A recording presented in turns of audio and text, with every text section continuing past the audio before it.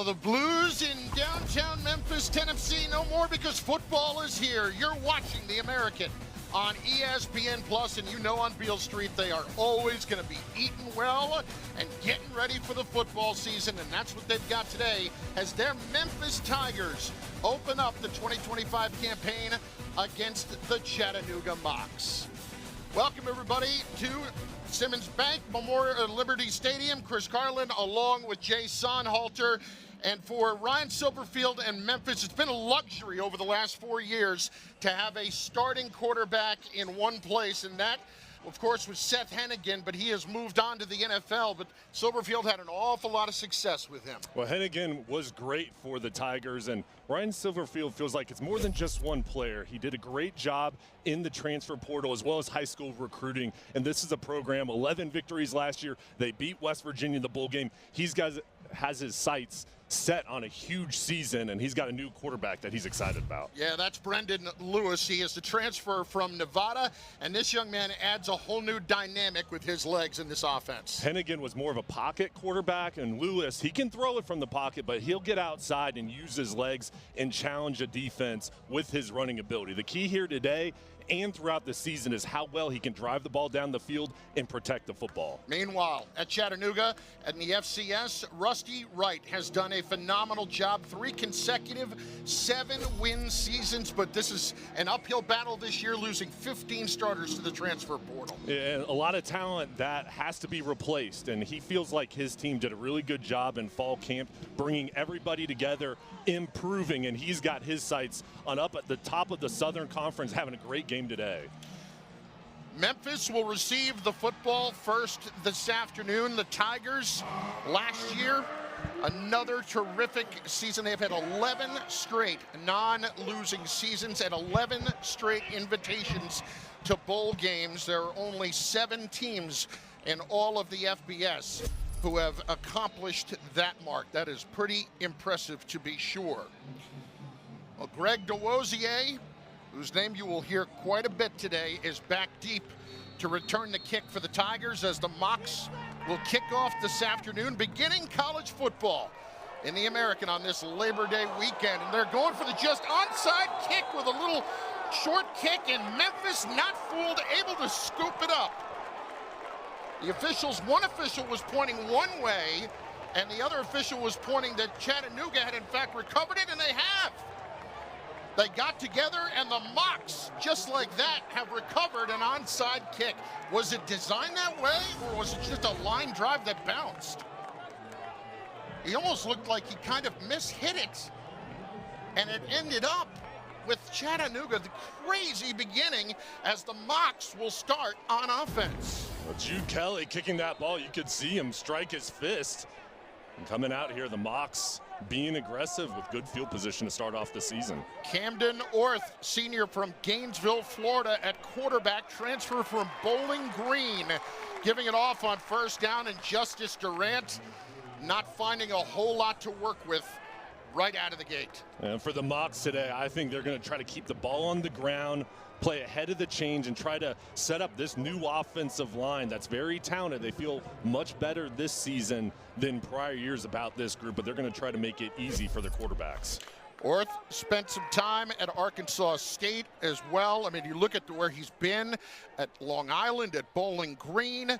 He didn't get to play at Arkansas State, and then moves over here to join the Chattanooga Mocs, and on the quick out, he connects on the near side. That's Josh Williams, who only has 1 career catch coming in, but they called him their most consistent performer through camp. Yeah, he did a nice job in camp, and Rusty Wright really feels like he's going to be one of the go-to wide receivers out wide. And for the Mocs here, it's going to be important to be efficient in the passing game, and a good job by Orth being accurate.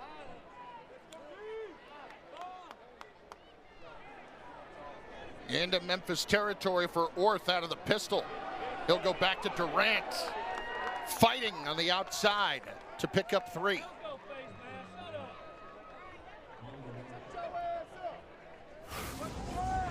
And as Durant gets the ball, he's going right up the middle, inside zone, and he's trying to fall forward, and the reason he couldn't, his face mask gets pulled there. Now Memphis gets away with 1. Their defense really anchored by some terrific linebackers, but you look at that side of the ball, there's not a whole lot of experience at Memphis. Just one player on the Memphis defense has taken a snap in a Tigers uniform. A little fake pitch from Orth to pick up the yardage to the 35-yard line. Orth is a guy that is 6'3", 230 pounds, but he is capable of running the football, and he's somebody that probably is a little bit better in that part of his game. And they said during the camp, Rusty Wright has been impressed with the way he has thrown the ball. He's thrown it probably a little bit better than they expected. He's quick for his size, and here 3rd and 2, this is where his running ability comes into play. As a defender, you got to keep an eye on Orth. This time it's Ryan Ingram having his number called. Not much there for him, maybe a half yard, and it will leave Chattanooga with not even a decision. They will go right after it and attempt a long field goal, not wasting any time with Jude Kelly here, the transfer from Georgia Tech, a career long of 49. This is going to be from 53. His punter, Heath Jehu, will be the holder.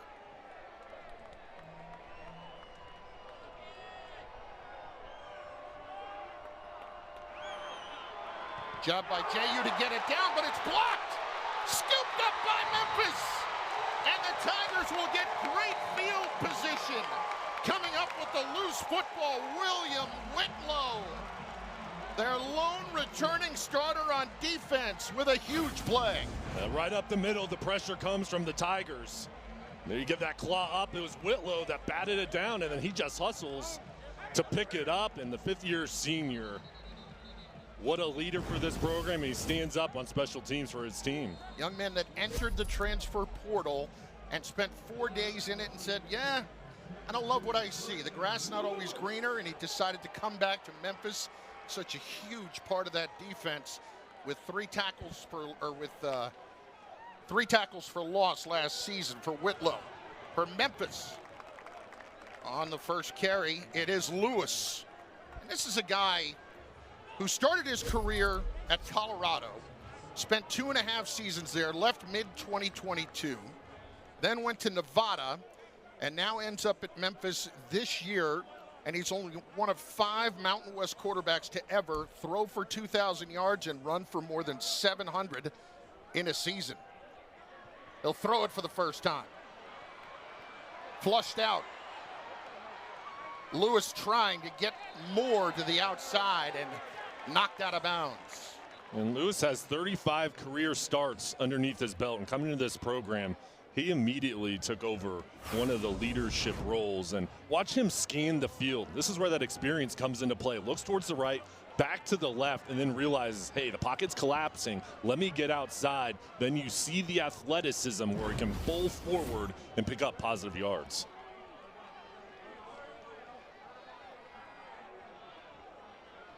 Third down coming up.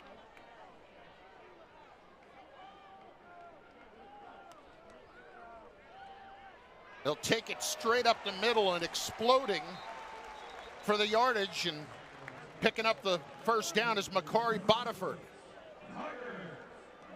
Bodiford excels in the short yardage situations. Only 19 years old, but he's 220 pounds, really runs low, has a good job with his vision finding the open gap.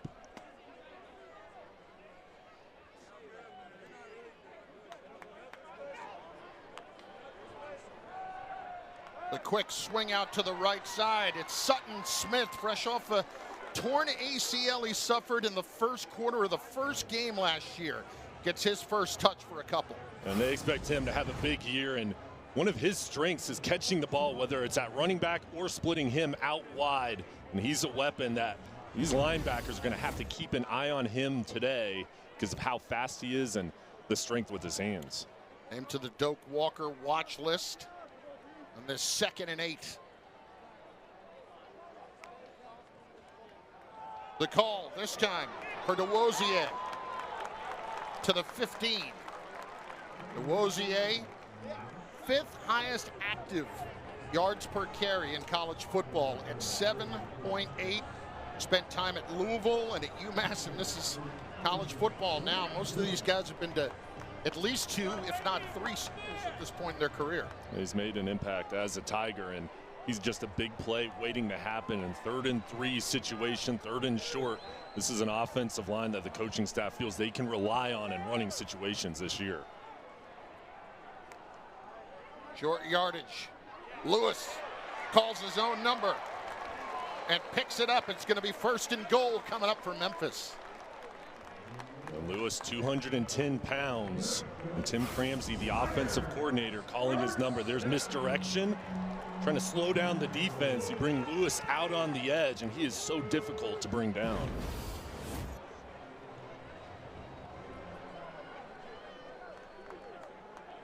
So Lewis will set up with his Memphis offense on this 1st and goal. DeWosier off his left hip this time. The quick swing to the outside. Not much there on the little bubble screen as they connected. Matt Adcock. A look at the Chattanooga defense here. Yeah, the Mocs reading it well, flying to the football. There's nowhere to go, and as a defense, you want to swarm to the ball and make it difficult there on those quick screens. Lewis last season was dynamic in these red zone situations when given the opportunity. Here's DeWosier up the middle for the Memphis touchdown. And the Tigers are in the end zone for the first time in 2025.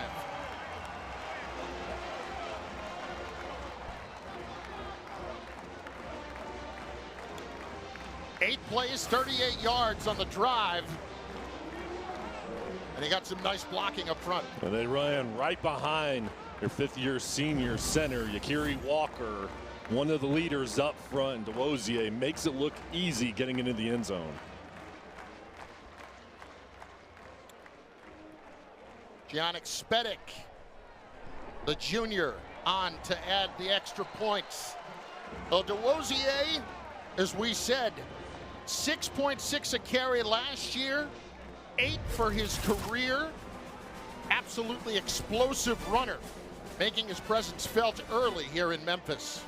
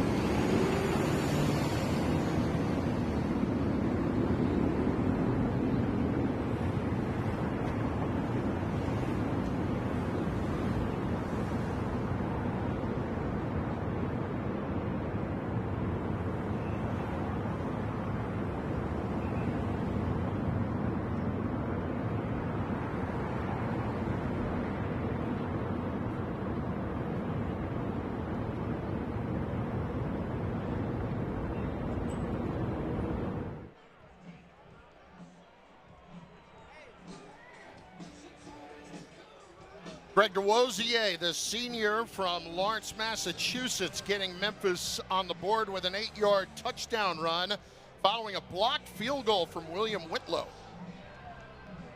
DeWosier with his 10th career rushing touchdown as the Tigers got caught a little off guard early when it appeared Chattanooga was not attempting an onside kick, but got a lucky bounce, and the kicker, Jude Kelly, ended up recording the recovery. And on the kickoff from Gianni Spedic, it'll go into the end zone for the touchback, but Chattanooga unable to do anything with it. And what do you know? As they try to line up for a long field goal for Kelly, William Whitlow comes up with the big play to give excellent field position to Memphis, and you can't make it too easy. And meanwhile, there's Rusty Wright, and he's a guy that is a defensive-minded head coach. As we mentioned earlier, has had a lot of success as somebody that through his career here has not had a losing season. But you're on the road here, and you're up against an FBS opponent. You've got a transfer quarterback here in Camden Orth. So how do you handle yourself here?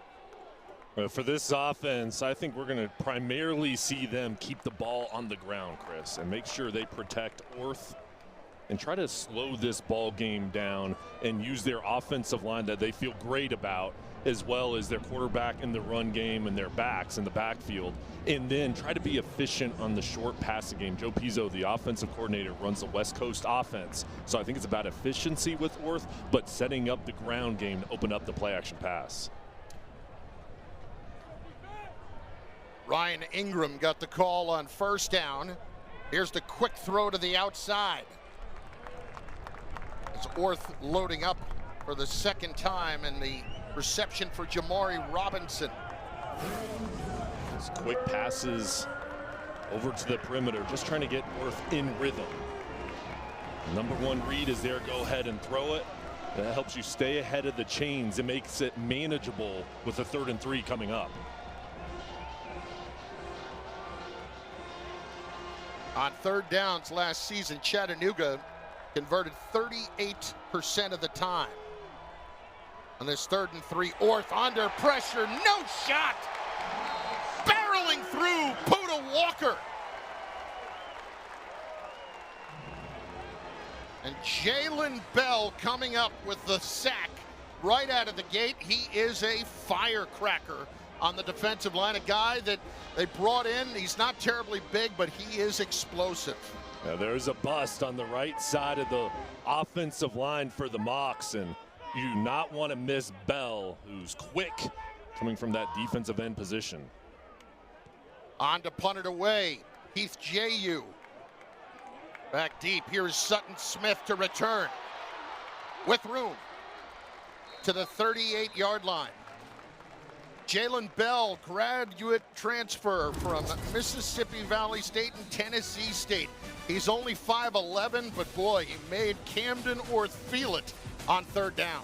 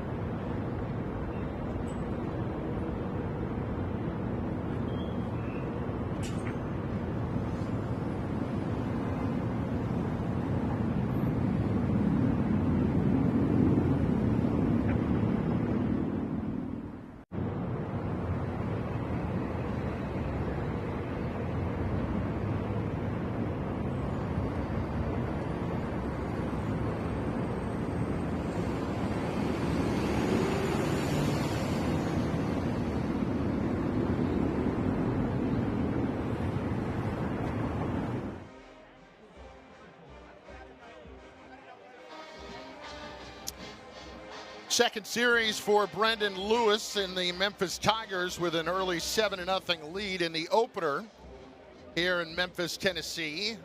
Simmons Bank Liberty Stadium. 70 new players. Brendan Lewis, perhaps the most important among them, is the new starting quarterback for Memphis, but that is an awfully large number as DeWosier, the call, and slithers through a hole out near midfield.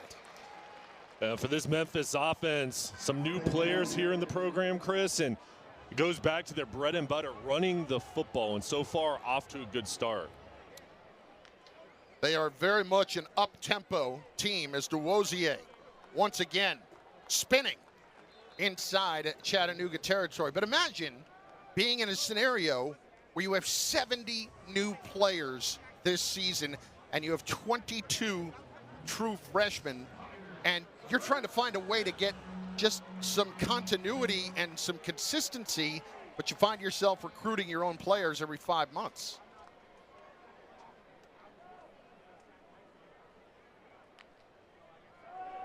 Lewis with the dump off. And a couple of more yards as it's DeWosier once again. And for this Memphis team and Ryan Silverfield, they do a really good job in the offseason and even here at the start of the season, making sure they try to get the guys to gel, doing activities off the field to try to bring them together with all those new faces. There is opportunities. There was a lot of competition in camp, and trying to find from the coaching staff perspective how we can bring out the best in all these new players. Quick throw to the outside, this time at the 41-yard line. On the reception, it's Brady Cluse, the possession receiver from Memphis. But late getting there, but we got there, and the third down coming up here for the Tigers. And for the Mocs defense, this is where you have to be aware of Lewis running the football and using his legs. Lewis rushed for over 700 yards last year.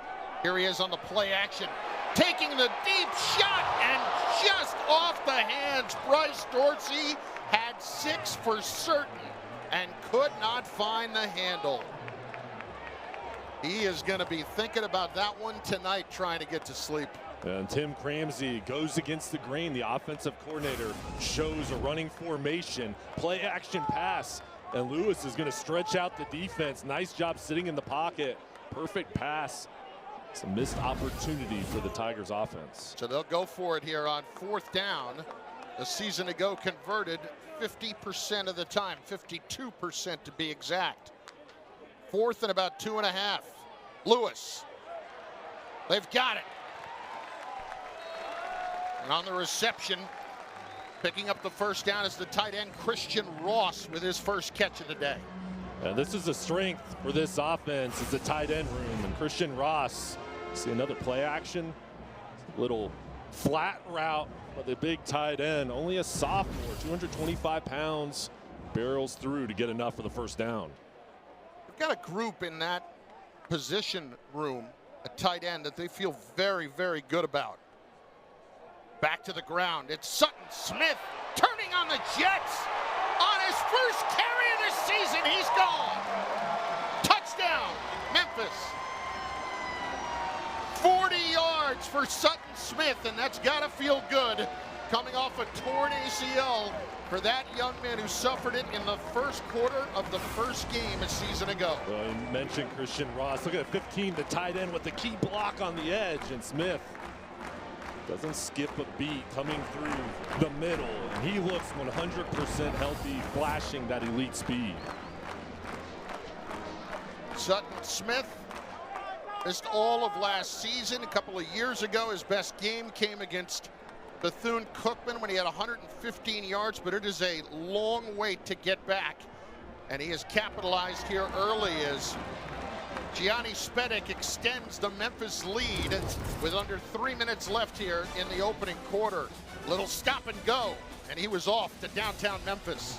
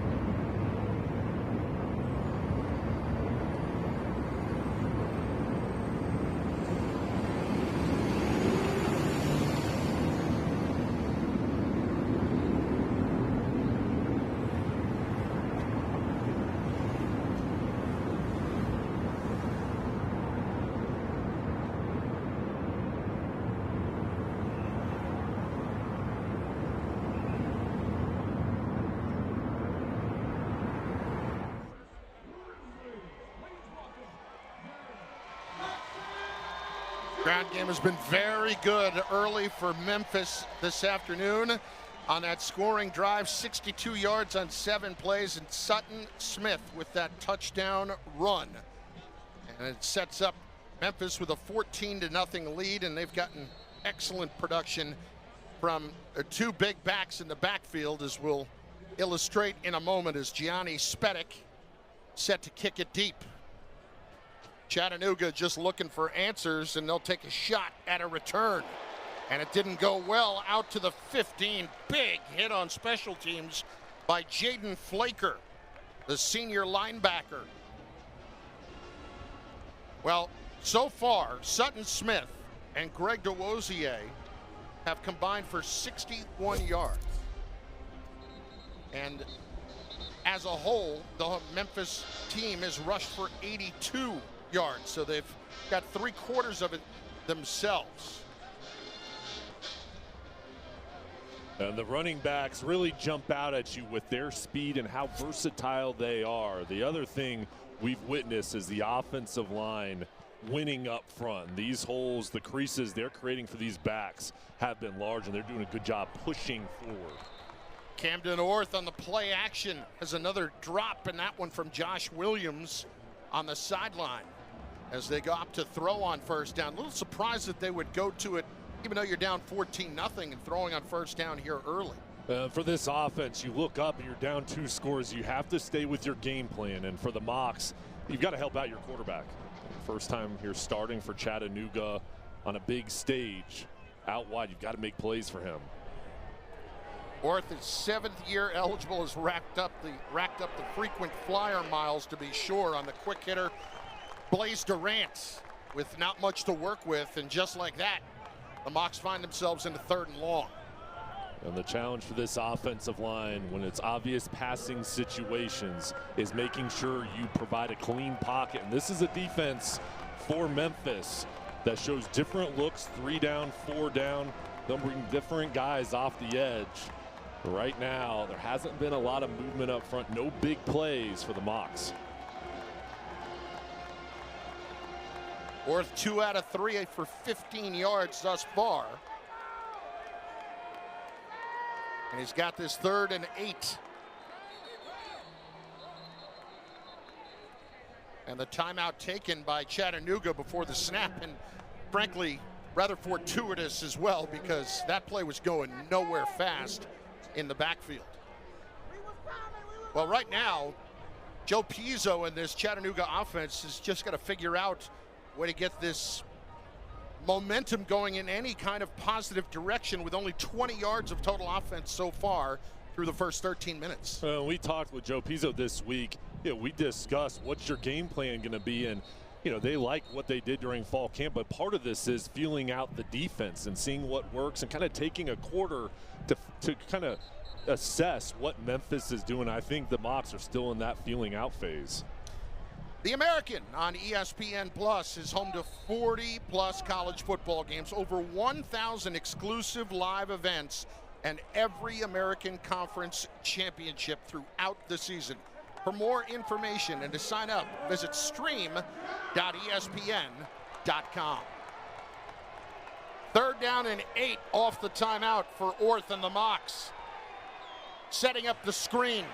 Memphis more than ready, shutting down Durant in the open field. Leading the way, Sam Brumfield, the transfer from Virginia Tech. Right in the middle of this defense, Brumfield reads his keys. As Orth looks towards the right, comes back for the screen, and look how fast this defense is flying to the football. So once again, Memphis will be forced to punt. The Heath Jehu back at his 1-yard line. Gets it away, and this is a good one. Fair catch called for by Sutton Smith at the Memphis 36, but we've got a flag and contact back where the kick transpired at the 1-yard line. So which of the penalties will we get, running into the kicker or roughing? Checking with the Chattanooga sideline, which makes me think he wants to know if they want to kick it again or not. which would mean just running into the kicker.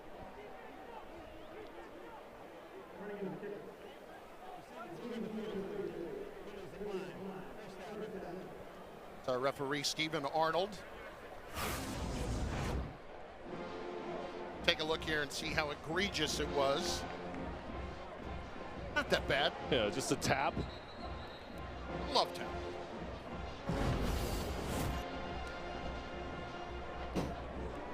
So here comes the Memphis offense once again, and this Chattanooga defense, which has been stingy. It's been a bigger part of their success over the last few years.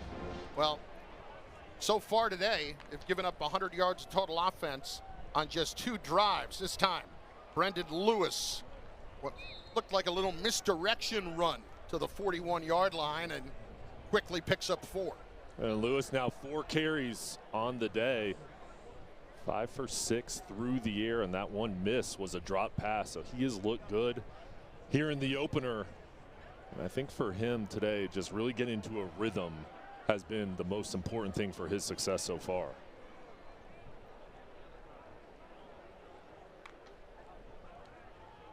Lewis, the dump off, and just dropped by Bryce Dorsey. And that might have been set up to just be one of those passes to maybe help him get his confidence back after he dropped what could have been a touchdown earlier, and that does not help. And this ball thrown forward, and just try to get upfield too quickly. You've got to secure the ball first and just trying to make a play. So it has to settle in. Big third down here for the Chattanooga defense, down by 2 touchdowns.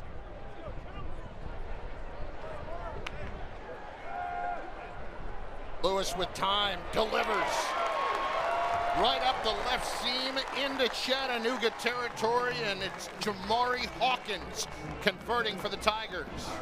Starts up front, the offensive line providing a clean pocket for Lewis as he drove the ball down the field.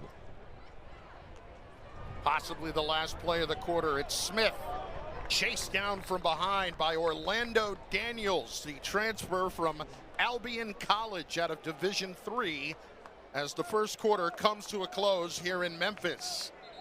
How the Tigers would have set it up for sure, an early 14-0 lead, and some success in running the football and some pretty good defense thus far too for Memphis. Meanwhile, Chattanooga trying to figure out some answers on both sides.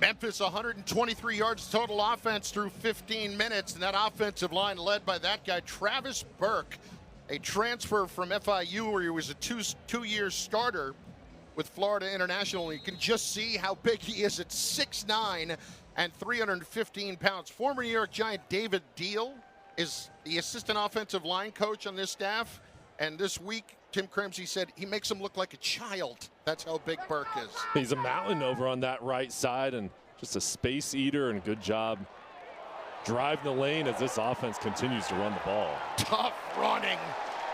Makari Bodiford bowling people over on the way to the 20-yard line.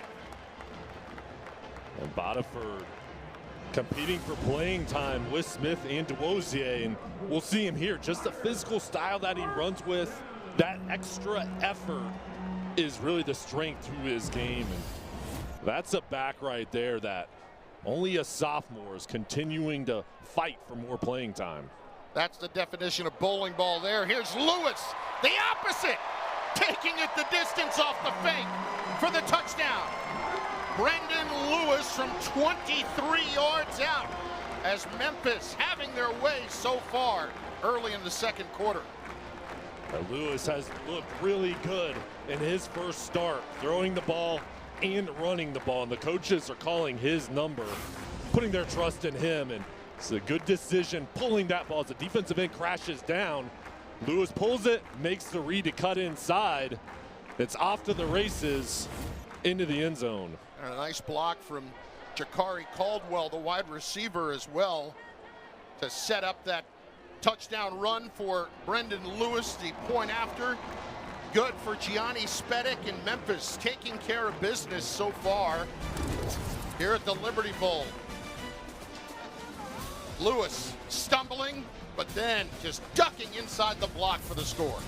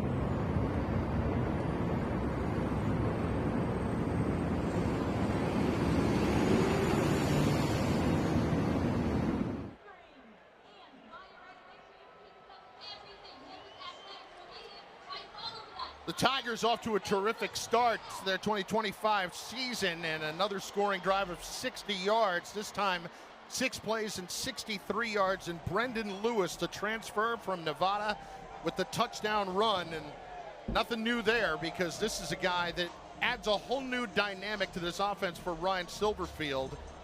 It's interesting. They had a 4-year starter in Seth Hennigan, and when we were talking to Coach Silverfield this week, he said, Seth, we loved him, and he was terrific for our program. We knew what we were getting. When he was going to run the ball, we were going to get 3 yards. With Brendan Lewis, it's a little bit different when you know you have that explosive. Well, and it challenged the coaching staff to open up the playbook. And this is an offense that's the same as last year, but now you're seeing more quarterback-designed runs incorporated into it. And Seth Hennigan was a star throwing the football, a leader of the program, somebody that Ryan Silverfield was so dependent on, the voice of the locker room. He's excited, though, about what Lewis has brought to the table, how he's really gelled with his teammates, and the work ethic that he's brought into the program. You look at that kind of success, and then all of a sudden, you fall out of that comfort zone that he even admitted. It was in a comfort zone with him having Seth at quarterback, and why wouldn't you be when he had been as consistent as he was? As Chattanooga with their biggest offensive play of the day. And a big run to the outside for Ryan Ingram. Getting out to midfield. This right side of the offensive line just does a crease job, and then it allows the perimeter to open up as Ingram bowls through 5'10", 231 pounds, and he's one of the backs that they really feel like can have a big year for the Mocs. Second team All-Southern Conference last year at Wofford before he transferred over. Meanwhile, Camden Orth and his Chattanooga offense looking for some answers as Orth doesn't find anything. Chased down by Sam Brunfield, the linebacker. His second fine play of the day. The thing that stands out to me about this Memphis team is their overall team speed. Offense and defense. Brunfield patrolling the middle of the field. Number 3 just has a nose for the ball. Watch him track it down. There's nowhere for Orth to go. Kills something that Ryan Silverfield was talking about an awful lot the other day. Several players on this roster capable of running north of 20 miles an hour. On second down and long, Orth, nothing doing. Right in his face. Drew Watts, the other transfer, another one from Nevada. There's a couple of them on this team, and Watts didn't give Orth any chance. Only one returning starter for defensive coordinator Jordan Hankins. And he thought this group had a really good camp and liked how they worked well together. And for them, it's all about communication, especially on the back end. And so far, they've read their keys. They've done a good job being in the right position to make plays. Love what he said the other day. I don't want to give them my definition of what I want their identity to be. I want them to define it. On this third and long, Chattanooga 0 for 3 so far. And they finally convert to the 41-yard line. Markel Quick with the reception, the transfer from North Carolina Central. And the Tigers brought the heat. But watch this catch right over the middle. Good job getting open, that separation, and then the hands to haul that one in. And Quick coming up with the big play for the offense. Over 500 yards last year, 5 touchdowns for Markel Quick. And that was a big conversion on third down and long for Chattanooga, which has not been able to get anything going positively offensively until now, as once again it's Ingram on a little cutback to the 30-yard line, and the Mocs finding some momentum. It's so important to have the threat of the pass. A couple completions, and now the running lanes open up. Up front, that offensive line, road grading, Devin Lively, Ryan Merklinger setting the path, and then the finish from Ingram. Ingram 4 carries, 34 yards so far. Wofford over 2,000 yards in his career. As we said, second team All-Southern Conference last year. The quick out on the near sideline. John McIntyre, the tight end. McIntyre will bring it down inside the 16 down to the 15-yard line. And the coaches like his talent. McIntyre only a sophomore. You got to get yards after the catch to help out your quarterback. Nice completion out in the flat. In the red zone for the first time, Chattanooga, and a pre-snap flag.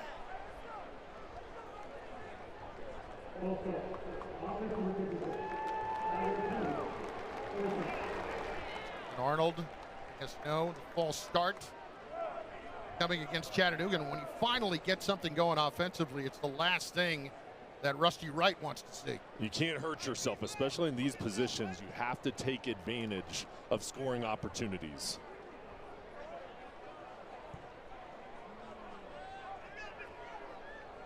Push it back to the 20 for the 1st and 15. Orth flushed out.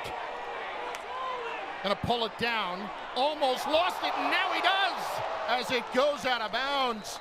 A serendipitous bounce for the Chattanooga Mocs is disaster averted, but that will turn into another loss.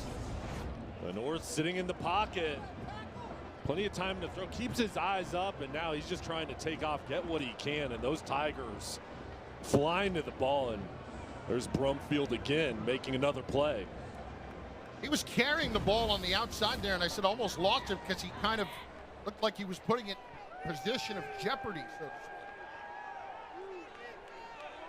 On this 2nd and 20, they're getting all the way down to the 15. Here's the pitch. It's Ingram, and he gets back the original 10 and one more to the 14-yard line. They've had success running the ball to that right side. A quick pitch, and Ingram starting to get into a groove, finishing off runs. Last year, Chattanooga in the red zone, converting 81% of the time. That's middle of the pack in the FCS. 3rd down, and call it 9. Here comes the blitz. Orth throws it up for grabs, and nobody home as they sent everyone in the kitchen sink. Here comes the field goal unit for Chattanooga. That cannot feel good. And they tried to light up Orth, bringing an extra defender as Rusty Wright talks to Orth. The main thing here is staying composed in the pocket. You can't put the ball in harm's way. You have to set up your team for a field goal, but right there, not handling the pressure, that's the coaching point on the sideline. And now, officials blow the play dead. Resetting the play clock. Jude Kelly, 16 of 23 last year. Had one blocked earlier from 53. This will be from 32 at the right hash. With his punter, it's J.U. the holder.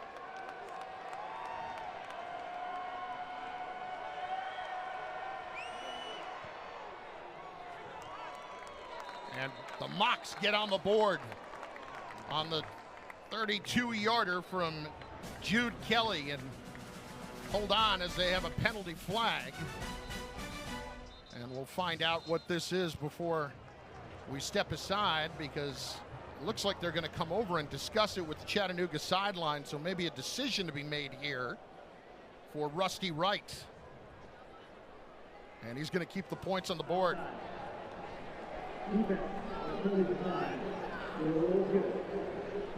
Didn't want to come away empty on that drive, and Chattanooga finally finds their way onto the board, getting it going on the run game so far tonight, this afternoon. Not getting a whole lot until now.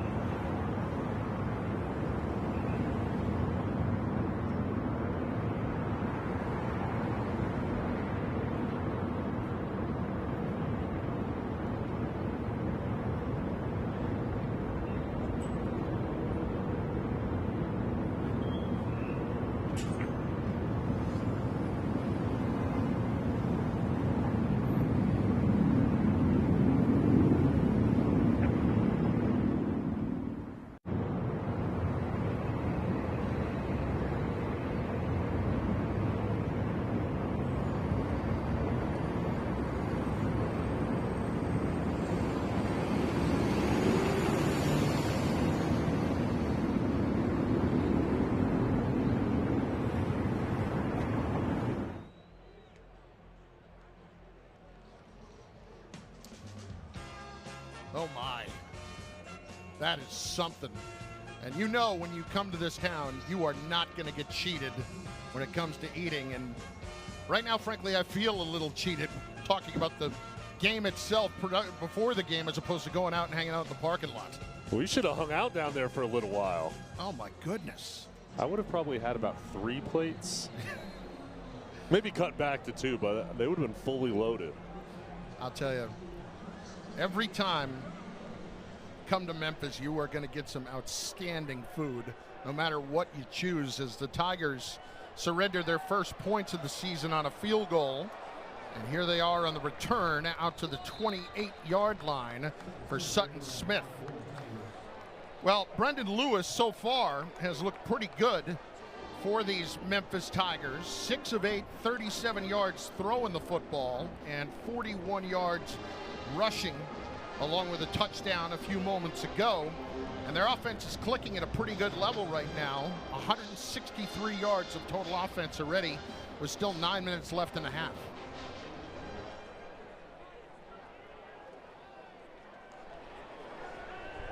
Lewis to throw with time. It's the tight end Christian Ross fighting to the outside and picking up nearly 8 on first down. Their coaching staff feels like he can handle the middle of the field, win those one-on-one matchups, and Ross, with his size and speed, he's going to be a good safety valve for Lewis here this season. Ross, the redshirt sophomore from Midland City, Alabama. The call here for Botiford, flagged down, and you know that's coming back on what could be a hold on the offensive line right in that area, and that hole might have been a little bit too big for them to work with, as Frank Pizant had his first carry of the day, and that gets nullified.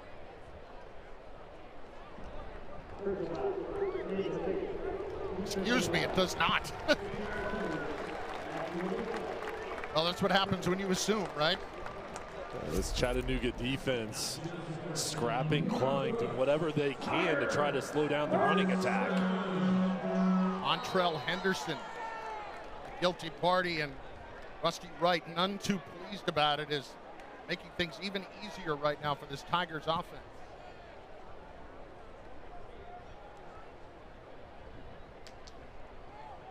Lewis on the design run, cutting back down to the 30-yard line and 8 more yards. He goes behind Travis Burke, that big right tackle we were talking about earlier. There's strength up front, and Lewis has been highlighted in this running game. Already 6 carries for him, and overall 14 rushes for this offense. 10 yards a carry so far this afternoon.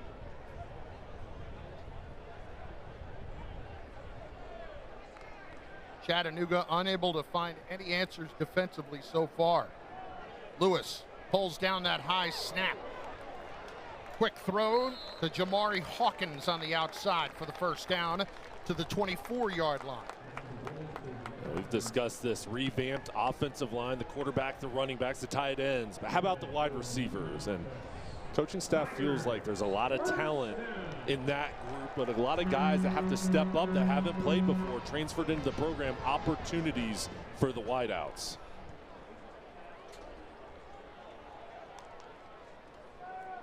On the end around, it's Hawkins. Chattanooga not fooled, though. On the outside, it's shut down by Cam Basley, the safety, and they had it sniffed out. This defense, perennially one of the best in the SoCon. Look at that push up front. Outstanding job to blow up the play by Miles Mays, the freshman. Then on the backside, the discipline, slowing things down. It's going to hurt Phil even more than maybe it did on the field for Bryce Anderson, the tight end. 2nd down and 8. Brendan Lewis with all day to throw. Trying to connect on the out to the outside, but nothing there this time for Marcelo Bussy, excuse me. And a 3rd down for Memphis. 6.5 left in the half. They're 3 out of 4 on 3rd downs today. They've been successful because of their O-line protecting up front, and If you're an offensive lineman, this is where you have to expect the stunts, the games by that D-line, and try to pick up the pressure if it comes off the edge.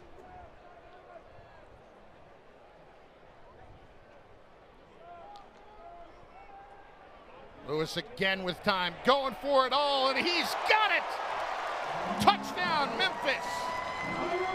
Right down the sideline, it's Cortez Braham for 23 yards, the young man who came over from Nevada with Lewis.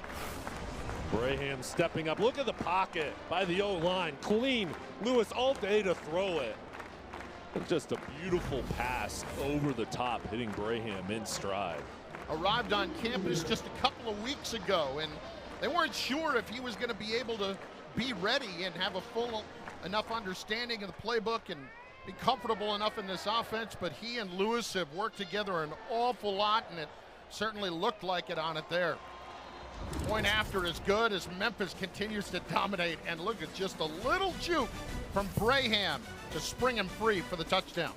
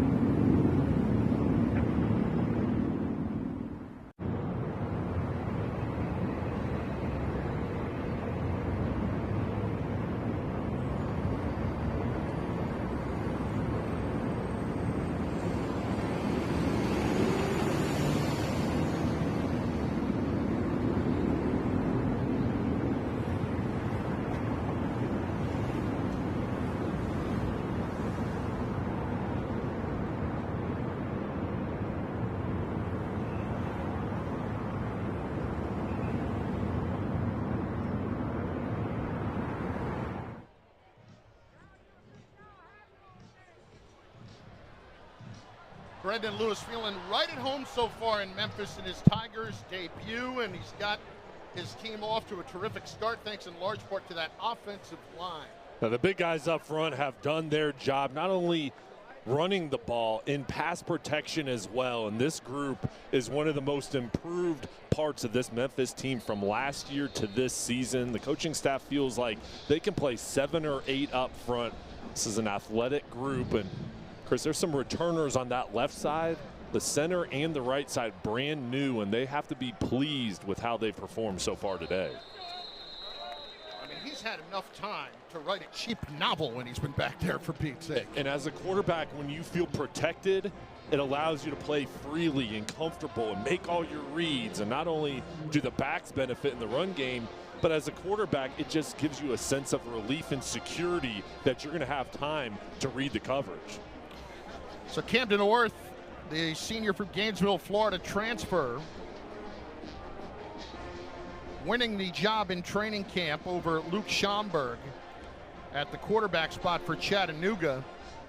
Looking for some answers to try to get the ball moving. He's 5 of 8, but just 44 yards through the air so far. And they'll go back to the ground where they've had their most success with Mark Ingram, who barrels ahead to the 35-yard line and picks up 10. That success is coming on the right side. Ryan Merklinger, the new right tackle. Tyrell Ragland, the right guard, clearing a path, and for Ingram, starting to get into a groove, the transfer from Wofford. On the ground so far, 56 yards for Ingram on just 6 carries in this Memphis heat this afternoon. Orth taking a shot down the right sideline, and the flags come in as Josh Williams got the call he was looking for. Chauncey Logan was there step for step, but everybody saw that one. 3 different flags came in. I think 2 more could have come in from the stands. Everybody was getting warmed up throwing it. Stephen Arnold in a little trouble with his mic this afternoon. The referee filling us in. Trust us, that was pass interference. I think you already knew that. And there's the wrestling on the side. Logan just grabbing hold of that shoulder pad of Williams. He called for it. You see the yellow flags come in. The call once again for Ingram, and this time they envelop him pretty quickly from the defensive end spot. Coming in was Everett Rousseau, lined up outside there, the linebacker. Rousseau coming in from UAB, had a strong year last year. He's part of that core group of Brumfield, Drew Watts, that's very athletic in the middle of this defense. Last 2 years at UAB, 125 tackles and 10 for loss. A junior from Atlanta.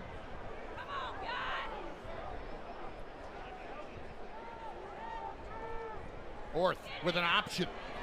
Got the corner. And hit late out of bounds as well, but they will let it go as Orth picks up the first down. John McIntyre, the tight end, with a couple key blocks here today. Watch number 7 right here. Clear out his man. Orth goes right around him. And there's the speed of Orth.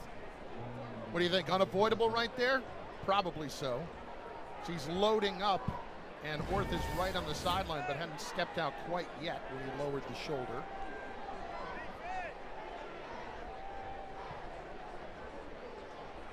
This time, new running back in is Justice Durant, who will take it to the 27-yard line, pick up nearly 4. This Mocs offense had trouble in the first quarter. They feel like they've started to get more comfortable and just starting to play a little bit better running the football. And you see it, first 3 drives, pretty much nothing. And now they're starting to get things going.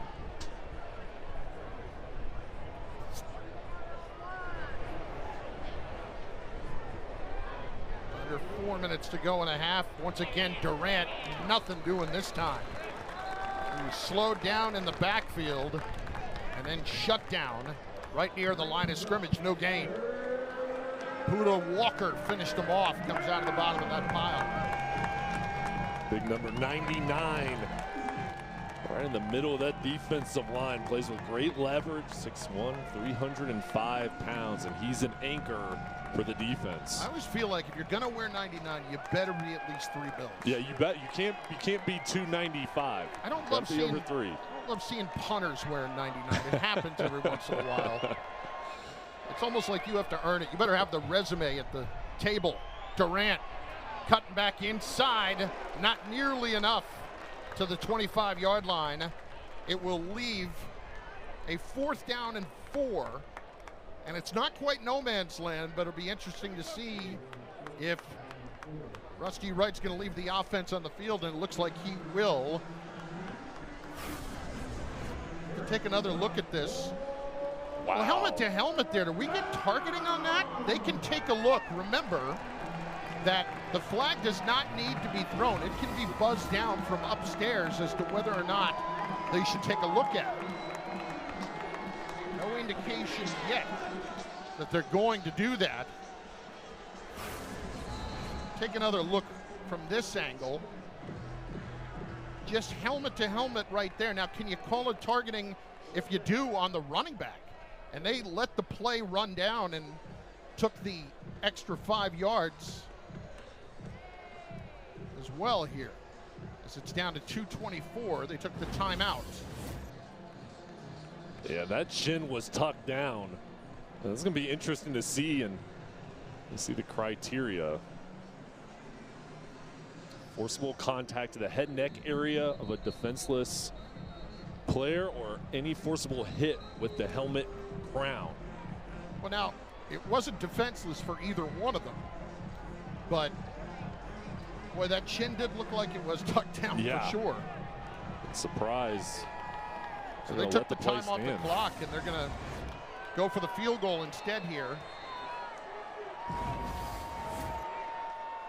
Here's Jude Kelly, who converted from 32 earlier. This will be from 43.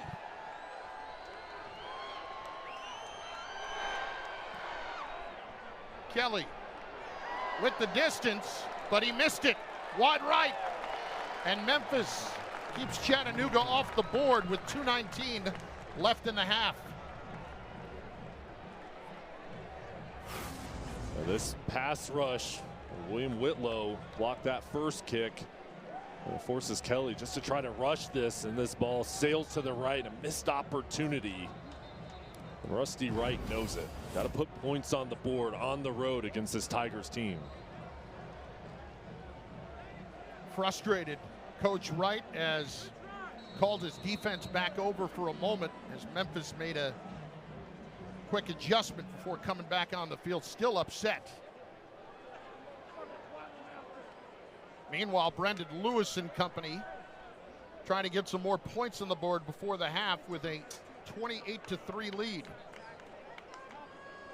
Lewis for Sutton Smith, churning the legs forward to the 31-yard line. They'll go up tempo as they do. Try to get one more snap off before the 2-minute timeout. And they will. Lewis with all day to throw the ball. The long out and connects. That's Marcelo Bussey with the catch across the 40-yard line as we hit the 2-minute timeout. Memphis in control, and opportunities abound for the Tigers to add to that lead as Rusty Wright is looking for explanations. I think he wants to talk to the official and find out what happened.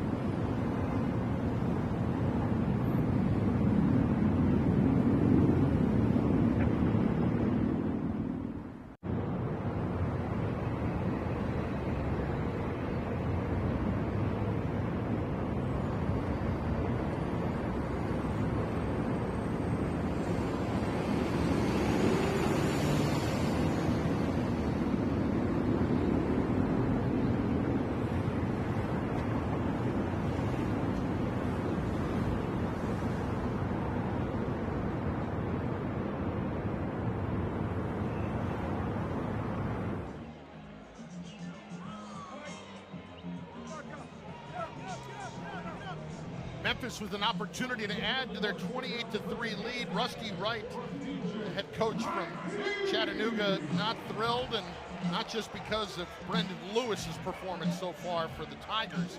He has been fantastic.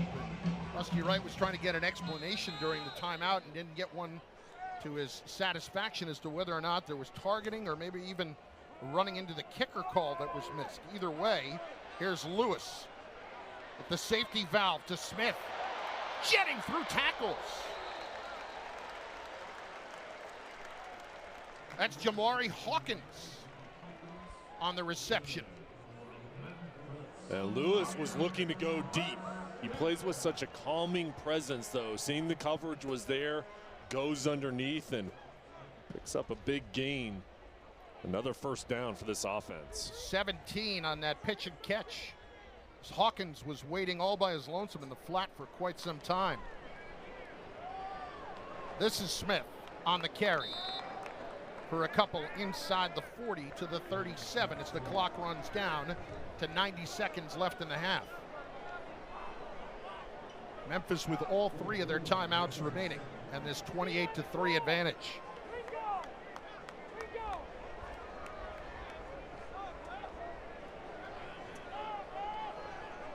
Chattanooga late getting a player off.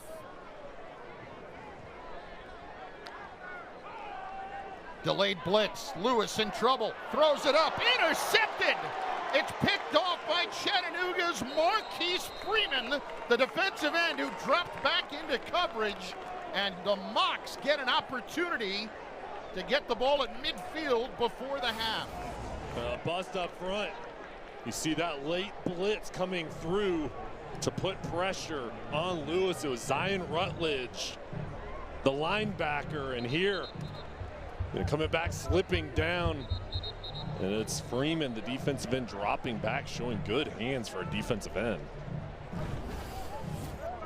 Lewis's 17th career interception, and for Marquise Freeman, that is the first of his career. Spent the first 2 years of his college career at Washington State, but didn't get an opportunity to get on the field in the Pacific Northwest, and makes the most of an opportunity there with Chattanooga. Meanwhile, here's Camden Orth on first down. And a late throw and nothing doing, and everybody's fortunate that didn't work because Orth took a big shot. Puda Walker was right in his face, and the play was going nowhere even if the ball's caught. He barely got this ball off. He just got drilled right as he threw it. And that interior defensive line making their presence felt. Pump fake, pump fake. You can't do it for the third time because Puda Walker is going to be sitting in your lap. Back to the ground. Memphis more than ready, swallowing up Justice Durant.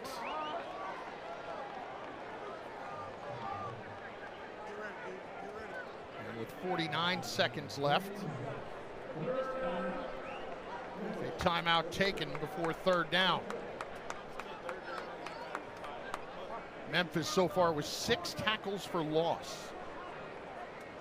Durant has had a quiet day so far, only 13 yards on 6 carries. The majority of the Chattanooga offense has come from Ryan Ingram, who's been very effective running the football, 57 yards on 7 carries for the 5'10", 231-pound bowling ball running back transfer from Wofford. Well, if you were in this spot right here, Chattanooga spends their second time out. Is Orth putting the ball in harm's way or not? I think in this situation, you've got to be aggressive and try to find the one-on-one coverage to try to create a big play. Only 49 seconds. This offense has been moving methodically. And again, nothing doing. Puda Walker just absolutely buried the running back Durant and closed that hole in a hurry. And Memphis will call their second timeout and hoping to get the ball back with 45 seconds left now. And this has really been the story so far. Durant with no chance running right into the chest of Buda Walker. And the Mocs offense just deciding, hey, keep it on the ground, let's play it safe. And you know, when you look at this Memphis team here in the first half, the team speed, especially on defense, has been outstanding. And this is a group last year that was top in the whole country in many categories. New faces this year, but they're picking up right where they left off. Turned over opponents 26 times last year in that run defense. Good once again. 20 carries, 70 yards. So far, 3.5 per carry for Chattanooga. Here's Heath J.U. to punt. Trying to pin Memphis back deep before the end of the half. Good kick and a fair catch called for by Sutton Smith back at the 13-yard line. 38 seconds left in the half, and why not here if you are Ryan Silverfield? Try to make a couple of big plays because your offense has been pretty good so far with the one mistake that Chattanooga was not able to capitalize on. Yeah, most times when the ball's inside the 20 with 38 seconds, you're just going to sit on it going to the break. I think an opportunity here, though, to test out your team. All these new faces, 38 seconds. Let's be aggressive. Let's see if we can get something going here and pick up some chunk plays to get in field goal position.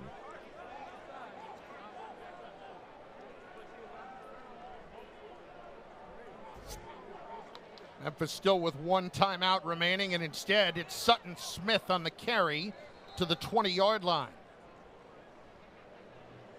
And they are content to let the clock continue to run.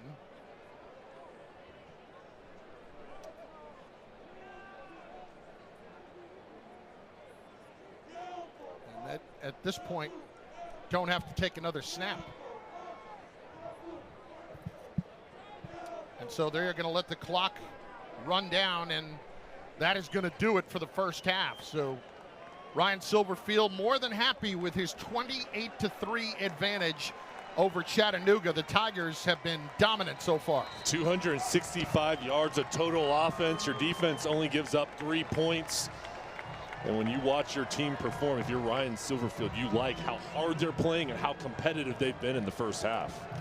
Well, Coach Silverfield was looking to find out what he had with 70 new players on his roster. And through the first 30 minutes of the season, he's got to be pretty pleased with this 28-3 advantage. His new quarterback leading the way on the ground and in the air. Rusty Wright going to halftime looking for answers.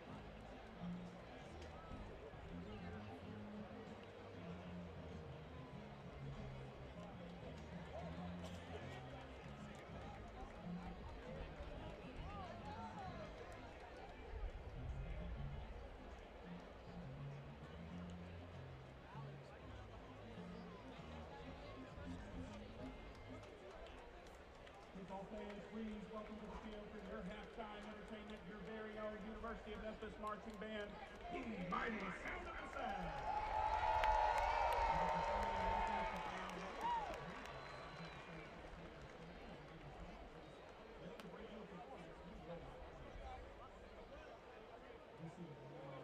Big Noise on Hill Street, beginning with the classic Big Noise from the neck.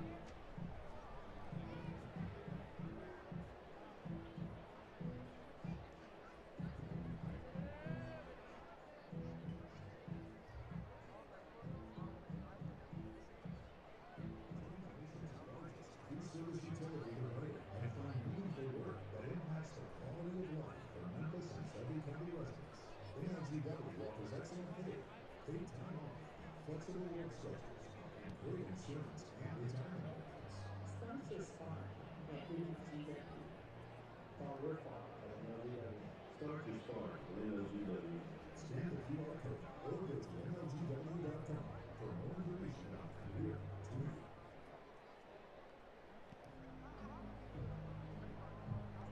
A box of childhood treasures, or a box of returning childhood treasures. Either way, one weight fits all. Flex consumer packages for less than the post office.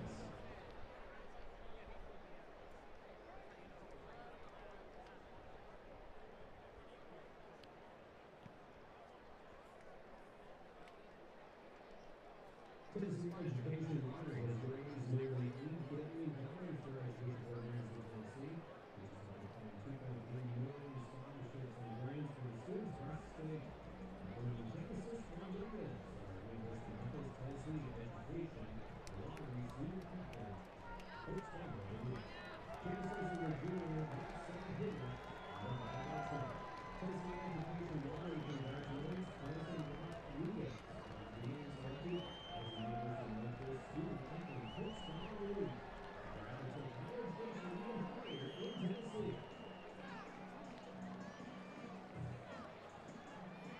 The Tennessee Highway Patrol is looking for a community-oriented individuals with passion for helping people to fill several positions throughout the state. We offer an excellent benefits package with a competitive salary, plus an offer of $10,000 to decide to Shelby County. Visit their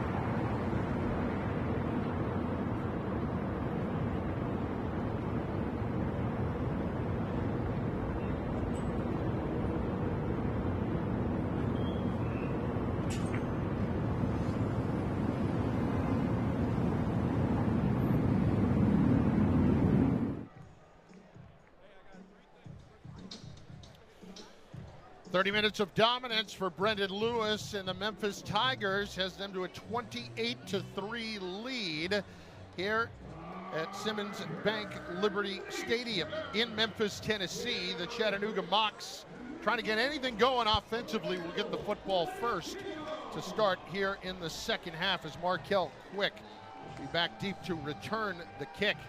Chris Carlin along with Jay Sonhalter here in Memphis, and for the Tigers, this has been exactly what they would have wanted. Any mistakes that they have made along the way, Chattanooga has not been able to take advantage of because the Tigers' defense has been very good. Yeah, Memphis has overwhelmed Chattanooga, and Rusty Wright and his team, they have had a couple bright spots, but Ryan Silverfield, with all those new players, he's got to be happy with how they perform for the most part, and also the run game, the pass game on offense, the offensive line, the defense flying around. There hasn't been any weak areas. It just seems like everybody's come together and playing as one unit. So Gianni Spedic will kick off for the second half of this opener for the Memphis Tigers and the Chattanooga Mocs, and sends it into the back of the end zone as we take a quick look around the American and Navy with a dominant performance to begin with VMI and Tulane, another one of the favorites. Those two picked to finish right around the top two in the conference, looking strong. How about Tulane against Northwestern with a win? Yeah, good starts to the year, and UTSA, preseason number 4, has a tough test in College Station against Texas A&M tonight. Meanwhile, Chattanooga with Camden Orth, who won the job as the starter over Luke Schomburg, has just 114 yards of total offense and only 3 points to show for it. Gotten their most yardage through this guy, and that is Ryan Ingram, who is in the first half 57 yards on 7 carries, and now he has to jog off a little bit slow on the way there. Yeah, he's been the strength of their offense. A good job up front, clear path. Finishes off this run strong, just gets up gingerly after that carry. He's getting checked out on the sideline. Meanwhile, he picks up 11 on the first play of the second half. Here's Orth. Blitz picked up and connects Josh Williams at the 40-yard line for 4 more yards. Chris, you mentioned the blitz pickup. A good job protecting your quarterback and giving Orth time to throw to Josh Williams. And that's the little things that when Chattanooga goes back and watches the film, as Justice Durant picked that up, they want to see all those coaching points and making sure everyone's doing their job on each play.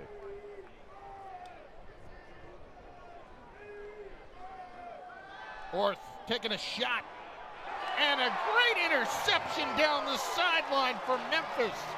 What a diving grab made by Chauncey Logan. Had a pass interference early in this game and atones for it with the pick, the transfer from James Madison. Logan has the perfect size that you look for in a defensive back. 6'1", rangy, and there just dives for this interception with the length. Right on his sideline, you see Jordan Hakens, the defensive coordinator, saying great job in this defense. Gets a turnover to set up their offense. His 4th career interception. His father Chauncey played at Mississippi State, and Chauncey Jr. getting it done this afternoon with that pick to give Memphis the football back. For Memphis's defense to be at their best, you have to have trust in your cornerbacks playing in one-on-one coverage, and between Logan and Cooper, they're 2 very athletic DBs. So Brendan Lewis and the Memphis offense back to work after 265 yards in the first half and 28 points. They'll keep it on the ground to start the second half with Sutton Smith spinning off tackles. Well, in the first half, Sutton Smith and Brendan Lewis both very efficient on the ground for the Tigers. There's balance in the running game, and those carries really split between Lewis and Smith, both very effective running the ball. Balance in the offense overall with 165 yards rushing total and 100 through the air. Lewis to throw this time and connects on the sideline. First catch for Jakari Caldwell, transfer from North Carolina A&T, where he led the team in receptions and yards, and they're very optimistic about what he can add to this offense. And he's a fifth-year senior, a lot of experience at his previous stop. They've got high hopes for him and the chemistry he's developed with Lewis. Lewis very much looking in control as he gives Smith the football on the cutback. Flag down in the area of holding, but I'll hold off on speculating. Holding. Offense number 71.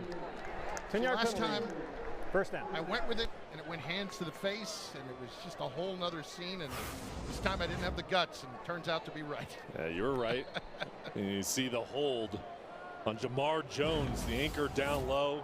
Malachi Breland being guilty on that one. There's a word I would use for that, might be blatant in that instance, but pushes it back. Here is Lewis, flushed out. Still looking downfield, deep and over the middle, and makes the catch right at the 45-yard line. Marcelo Bussey, and that can be dangerous late and over the middle, but Bussey right there to pull it down. And Lewis can extend this play because of his presence in the pocket as well as his legs. And he was looking towards the left. You're right, you do not want to go back over the middle. You don't want to live thrown across your body. Lewis having faith that Bussey would be in the right position and just stretch that play out. A pickup of 17 as the officials have a discussion near the Memphis sideline. The correct down is second down. I think they initially had third down up there because of the penalty earlier. It was a replay of the down with the added yardage, so it's 2nd and 3. Back to the ground this time, it's Makari Bodiford. Not enough. Back to the line of scrimmage, maybe a little more. He lost a half yard on the play.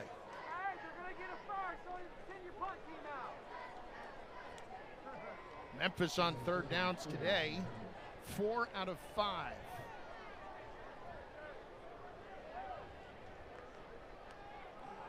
Brendan Lewis laces it left. This time Caldwell has it right in his hands and cannot hold on. And so Memphis, for the first time today, will punt. Lachlan Kerrigan has had a very quiet day on the sideline, maybe warming up a bit. But we will see the freshman from Melbourne, Australia, on to punt. That's one area for the Tigers that they've not done well as far as dropping balls. That's 3 drop passes here today. The left-footed kicker boots it away. And Memphis able to bat it back into the field of play. And they will say it is a touchback. Official there says the foot was down in the end zone as he touched it. Well, the interception moments ago by Chauncey Logan. Memphis tried to cash in, couldn't come up with it, but Logan making a big play on defense.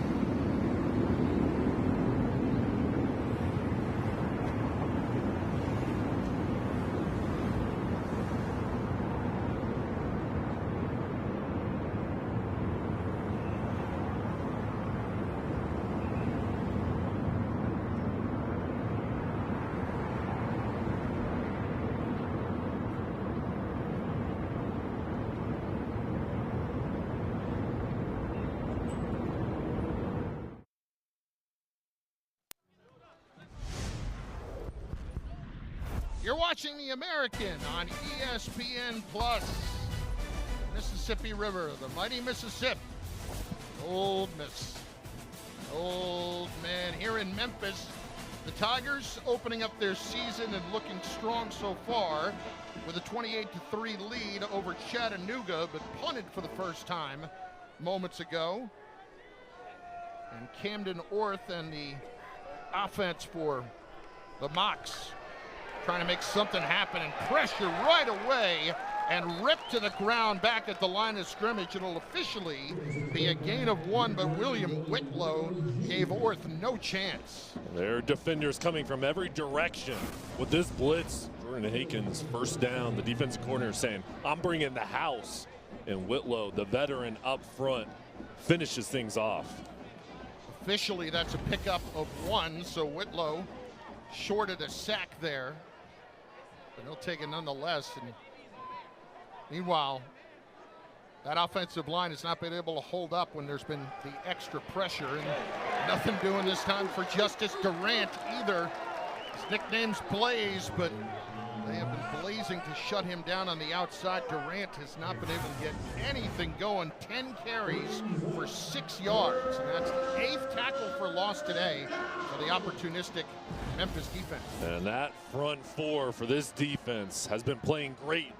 Led up front by Jalen Bell, getting penetration, and it's allowed the linebackers and secondary to scrape over the top and make plays.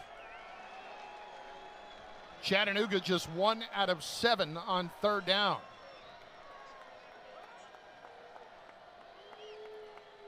Durant, the call. Trying to get outside, and will get some of it back and then some. But Chattanooga keeping it very conservative in this instance, down 28-3.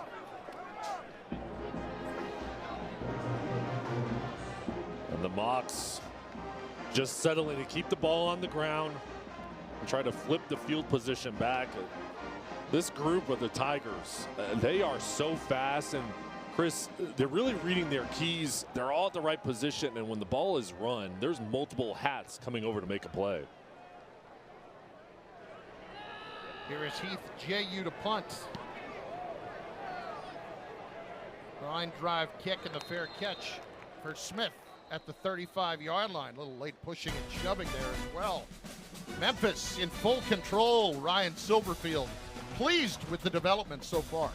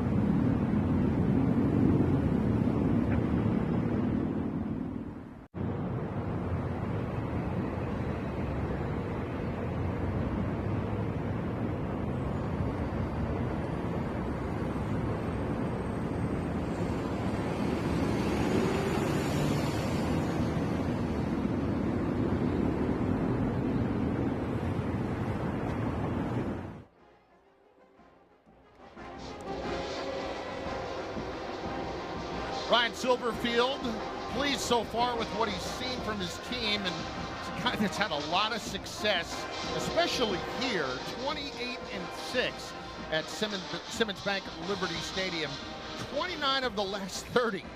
He's won the non-conference games in this building, and when things are looking up as his offense takes over with Brendan Lewis, it's Sutton Smith off the block on the right tackle from Ryan Merklinger, picks up a couple, rather the big right tackle Travis Burke. But thought with Smith and all these weapons that he's got on offense, and now he's got a running quarterback in Brendan Lewis, the success that they've had, 21 wins the last couple of years, boy, it's got to be even a little more exciting at the moment.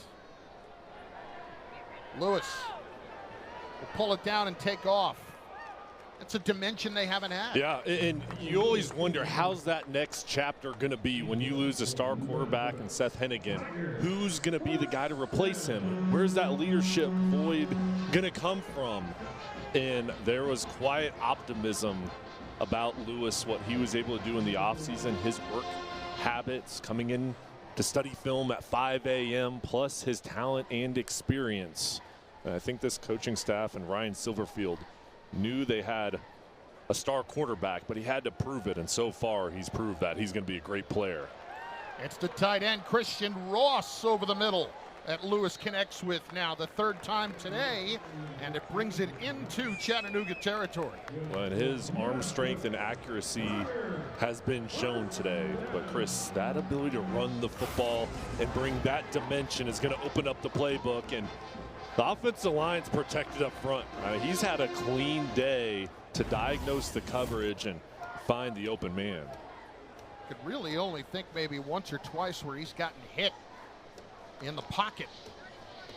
Sutton Smith not finding a whole lot because Kai Teo was right there at the point of attack. But for Ryan Silverfield, as he talked about, you know, Seth Hennigan so productive now with the Jacksonville Jaguars on their practice squad.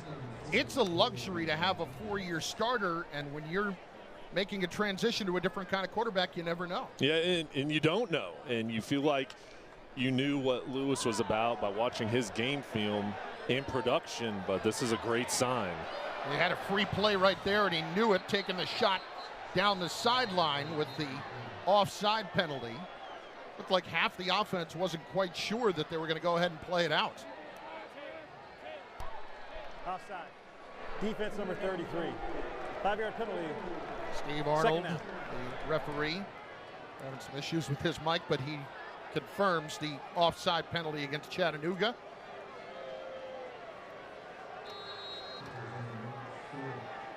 He really has not gotten enough attention for what he has done with 21 wins here in the last 2 years and his overall record of 42-21 in Memphis. Lewis on second down to the 25-yard line on the carry. And that's Makari Bodiford on the tote that time for Memphis. But finishing thought on Silverfield, he's done an outstanding job. A great job, and when you talk with him, it's not just about results on the football field. It's the graduation rate, it's community service, it's winning, of course, and his team, 21 wins the last 2 seasons. Just a great track record, and there's a reason why he's recruiting at such a high level, because these players talk, they know what Memphis is doing here has been built by Ryan Silverfield, and they want to be a part of his program. And a timeout on the field as Chattanooga to get things straight on defense. Ryan Silverfield not minding taking a brief respite from a dominant performance.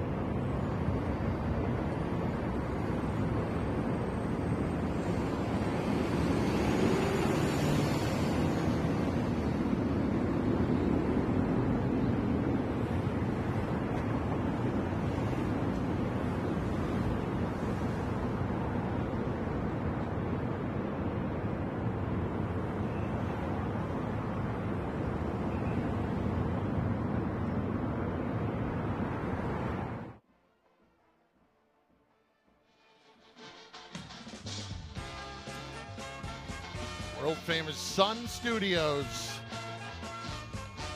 The King himself recorded there, here in Memphis.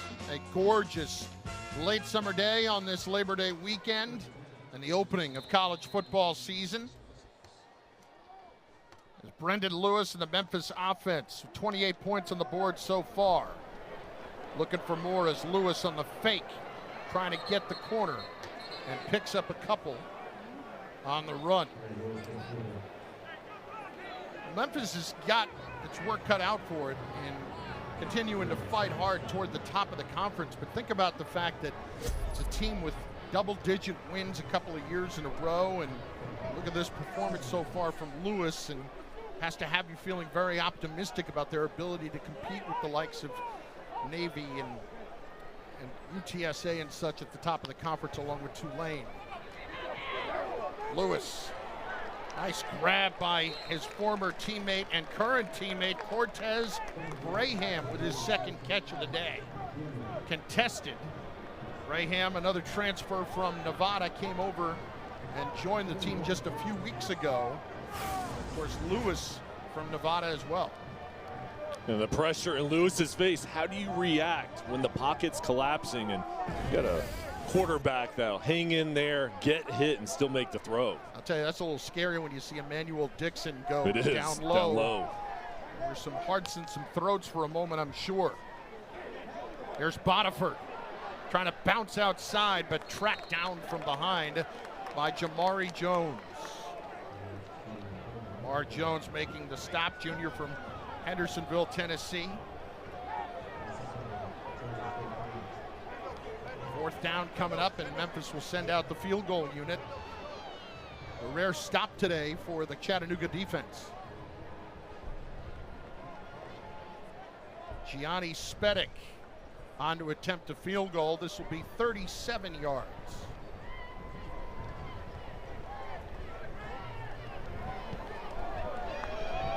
Right down the chute. 31-3. Chattanooga in the hole as Memphis adds to their lead. The American on ESPN Plus is home to 40+ college football games, over 1,000 exclusive live events, and every American Conference championship throughout the season. For more information, to sign up, visit stream.espn.com. Well, here in Memphis, the Chattanooga Mocs out of the FCS, who have consistently put together good seasons, have not been able to get much going to start the year, and it's a tough spot to come in against an FBS team to begin your year. Is they certainly know what they're getting into, but for Chattanooga, they're trying to find some answers here and get some questions that they had through training camp answered in the early part of the year. And that's what one of the goals of this ball game was for the coaching staff. Hey, we're going against a great team in Memphis. How are our guys going to react on the road? How are our new players going to come out and perform? And I think for Rusty Wright and his team, the first quarter was tough. They did settle in, and we saw some bright spots with them running the football, a couple drives where they moved the ball. They just have to be more consistent, and this is a team that was picked in the preseason as the #2 team in the Southern Conference. So they've got high hopes for this season. Just a tough start here against this Tigers team that's going to be at the top of the American. So Chattanooga with Camden Orth at quarterback, they're looking to establish themselves offensively. You think at what they have been over the last few years, they've just been consistent in the FCS, 3 consecutive 7-win seasons. They've made the playoffs. They barely missed the FCS playoffs last year. And Rusty Wright has had a lot of success, so he's trying to find some things out. So if you're Rusty Wright right now, as Camden Orth gets set at quarterback with the quick throw to the outside, intercepted. This is going to be an easy pick 6 to the near side, and DeMarco Ward will walk it into the end zone to add to the Memphis lead. And this secondary has been excellent all game long. DeMarco Ward just read the eyes of Orth, sprints into the passing lane and The transfer from Florida State making an impact, and this defense has been stellar, taking the ball away. And you see the celebration over on the sideline for the big play from Ward. Ward, 11 games over the last 2 years in Tallahassee, makes an early impact here, and the point after is good, 38-3, as Ward does a fantastic job of stepping in, as you said. We're talking about trying to find some answers. That is not the answer. Well, as a defender, you got to read your keys. And there you just read the eyes of the quarterback. And Ward was assertive with that read, jumping in front. And that's a dream for every defensive player, to have a wide open lane for a pick six. Well, Memphis is now forced a turnover in 17 of their last 21 games. Last year, forced 26 turnovers, such a huge key to their success, and they get their first of 2025, as all Rusty Wright can do is shake his head. For every team, it's about winning the turnover battle, that margin. And for Memphis, they're so good last year, and here starting off with another strong performance with takeaways.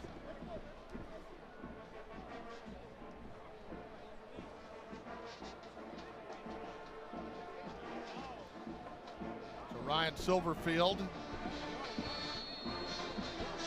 enjoying every bit of this so far this afternoon, but always coaching. You know that those notes are still going into his mind about everything that can still and will be fixed heading into the rest of their schedule, as they are controlling right now at 38-3. And yet another touchback for Gianni Spedic. Meanwhile, you look at Chattanooga, and we're talking about the consistency. They've had defensive players of the year consistently. In fact, since 2009, they have had 9 defensive player of the years in the defensive players of the year in the Southern Conference. They've had standouts and game wreckers. You see most recently Jay Person. Part of that defensive line was dominant, and that's really the calling card for Chattanooga, is playing stellar defense, running the football, and that's been the recipe for all the success that Rusty Wright has had. Orth connecting out near the 40-yard line, as Markel Quick made the catch to pick up the first down. And, you know, part of that is recruiting great players, and of course part of that is player development. Rusty Wright specializes in getting a player and turning them into a next level player, especially those guys on the defense. I mean, you see it year in, year out. They've had dominant guys, and that's because the player development that this staff focuses on so much. Back to the ground. Not much there. This time it is Solomon Locke with his first carry of the day. Orth at 38-3, still in the game. And talked about won the job in training camp over Luke Schomburg. Now, they're just finding out more and more about Orth, but at this point, how long do you let this go before you worry about getting him out of the game? Well, I think you're always worried about injuries, but I think he needs experience with his new team, and also when adversity strikes, how are you going to respond as a quarterback? How are you going to lead your huddle? And I think an opportunity here in the first ball game where the coaches want to see how Orth performs from quarter to quarter. He connects that time, picks up a few yards. Again, it was Quick. We'll see what Chattanooga has on third down, since they've not been kind to them today. Orth 7 of 13, but only those 62 yards. Just 1 of 8 on third down today for the Mocs.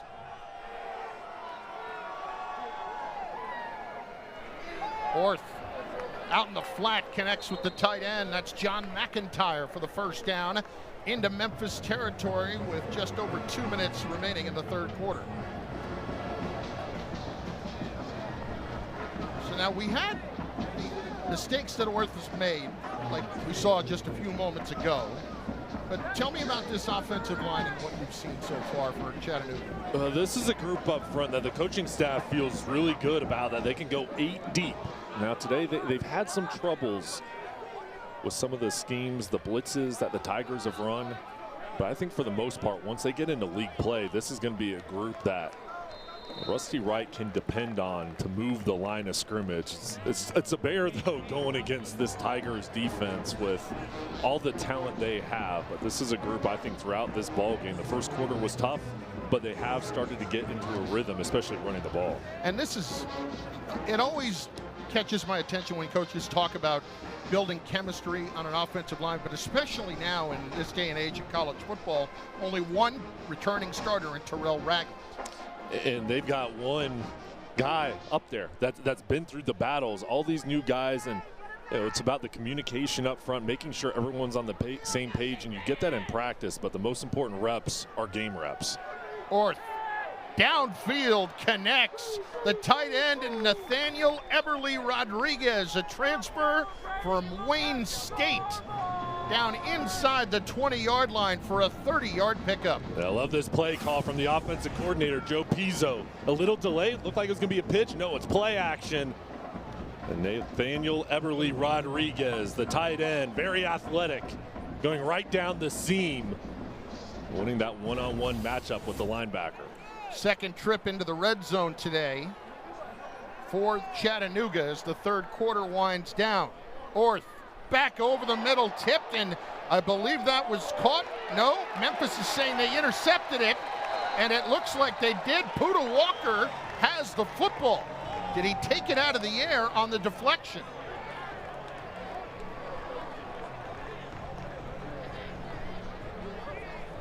The discussion coming together. Let's see if we can come to an agreement on what this call is. You know, Puda Walker wants that interception in the worst way. Reception by Chattanooga and down. Second down. Well, we're sorry, we're having trouble with his microphone. And it was the Chattanooga receiver who came down with the reception, and Walker just wrestled it away.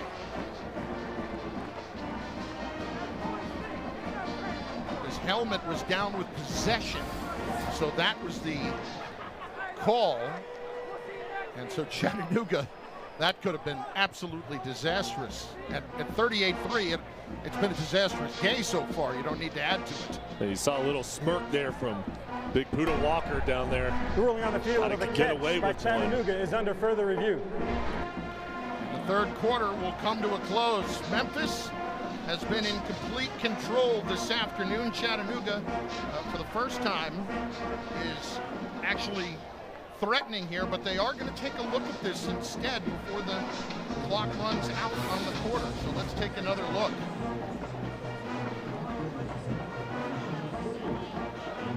Well, they're saying he was down as Markel Quick had it, and then Walker wrestled it away. Could you really tell if he had full possession? Yeah, and that's the question. Did he control the ball? And is there enough to overturn it? And on that look, you can see he didn't hold this ball for long. If he was down very quickly. Pulls it in. He didn't look like he had, well,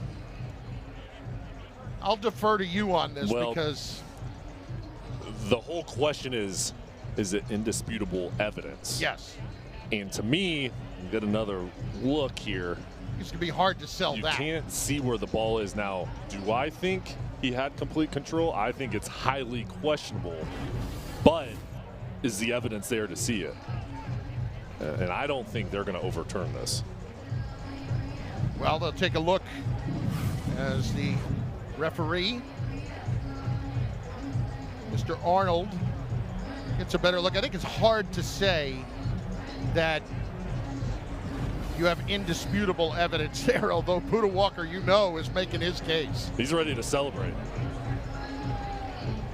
Don't get many opportunities at an interception at the defensive tackle spot at 305 pounds. He's played a great game, rushing the quarterback, and it's plays like this, the hustle plays that can separate you as a player. And there's Puda coming in, and again, this is so tight. It's will they overturn it with this evidence? Here's the After call. review, the ruling on the field is upheld. Second down. The call on the field is upheld. Second down. Now, it's new wording this year. Again, we have issues with the mic. We apologize for that. But it is new wording this year. It is not the call stands or the call is confirmed. Either way now, it's just upheld. So, to me, it would suggest that they did not have the evidence that they needed. I just think in order to overturn it, it has to be clear. And they didn't have that enough in their mind to change the call on the field. Well, the quarter does come to a close here, and Memphis is in control. Chattanooga trying to find their way into the end zone for the first time this afternoon. It has been all Memphis through 3 quarters so far, as the Tigers, opening up their season here at home, have seen everything go their way, and even a pick 6 to add to it moments ago.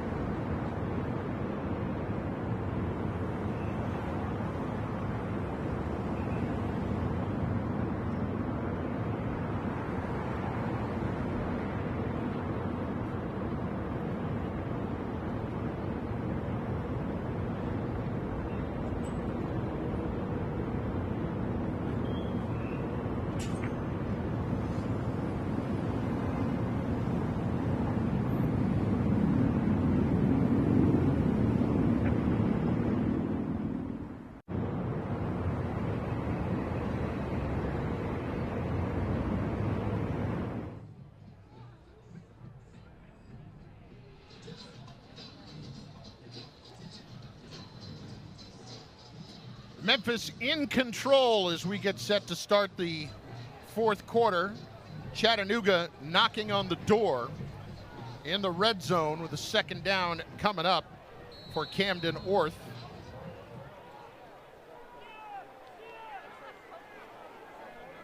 The Mocs have not been able to get into the end zone all day. Here's a pitch.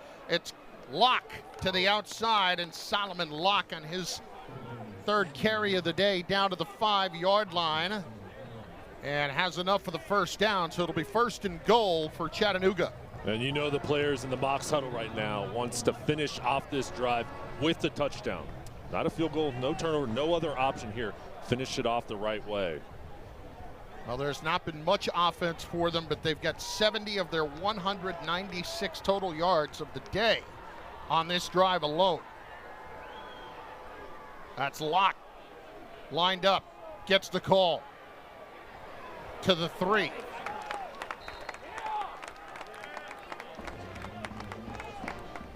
That Memphis defensive line, led by William Whitlow, along with Poodle Walker and Jalen Bell, they are going to be something to contend with all year. Jalen Bell, a guy, great line this week from Ryan Silverfield about Bell. Says he's 5'11", that's what we list him at. He'd probably list himself at 6 foot on his dating profile. He might be a little bit south of 5'11". Poodle Walker, we've seen his abilities so far. Orth on the option. Sniffed out. 3rd down coming up in goal as Bracy makes the stop. And Chris, you look at this defense and the way they fly around and how hard they play, you can tell they love the game of football and love playing together. And that's something Ryan Silverfield told us, it's how they practice. And Jalen Bell, when no one's watching, he's going full speed, and that's contagious, and you can see it really play out here in game-like situations. 3rd and goal. Orth in trouble. Incomplete. McIntyre, the tight end, the intended receiver. 4th down and goal coming up. We have a timeout on the far side, and it looks like McIntyre's a little bit shaken up. Injured player on the offense. Chris Bracy there again after making the play. It was on the coverage, the transfer from UAB. He's a guy that was dealing with injuries last year. Got hurt in the 2nd game of the year, came back to play a couple late, and then went into the portal.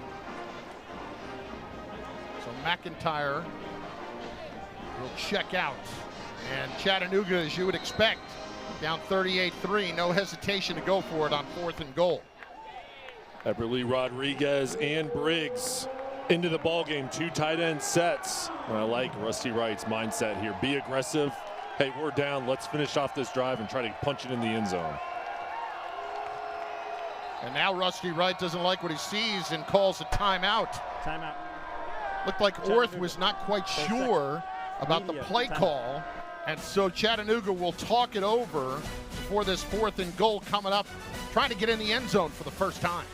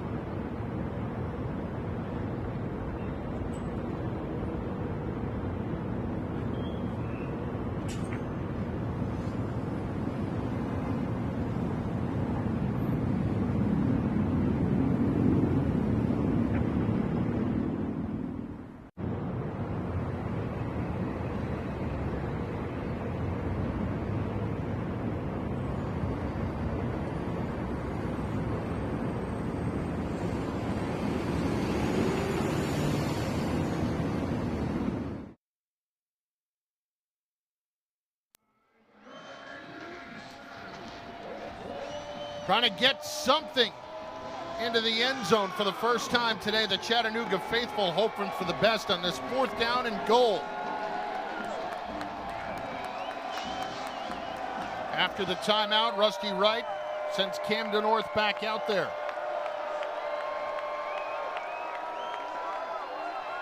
The fade. And pulled down for the touchdown. It's Josh Williams going up to make the great play, and he needed to do it. They called him their most consistent receiver throughout camp. Had only 1 career catch, and Chattanooga into the end zone for the first time this afternoon. This was outstanding by Williams. One-on-one coverage, and just wrestles this ball away. He gains leverage. Look at him twist and turn as that ball is trying to be dislodged by Cooper.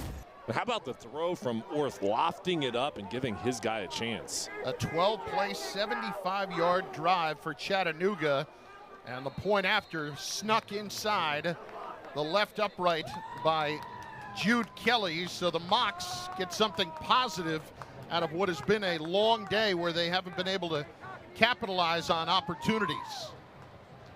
And I think that was big for the confidence of the offense, and Orth has had chemistry with Williams, and you build that chemistry. Defense number 5. Penalties decline. Try is good. On 3rd and 4th down situations when your teammate comes through for you, and that's exactly what Williams did. Get all of ESPN college football all in one place with the all-new ESPN app. Unlock with the ESPN Unlimited plan or log in with your TV provider. It is something. It is impressive. You can get your own sports centers, tailor it to your favorite teams. It is really something. Unveiled this past week. Meanwhile, Memphis will get the football back, and it's been quite a productive day for their offense throughout, with Brendan Lewis making his debut, and we'll see how long Lewis stays in the game at this point.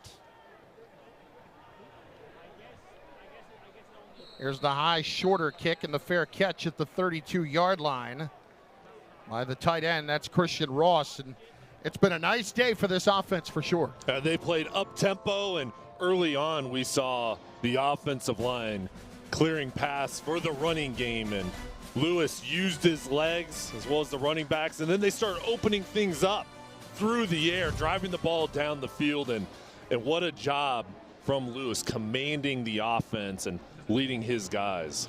And as nicely divided between the pass and run game as you would like.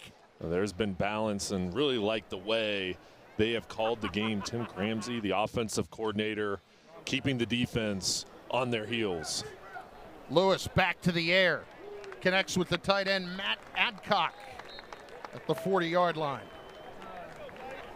That's a guy that they love on the offensive side.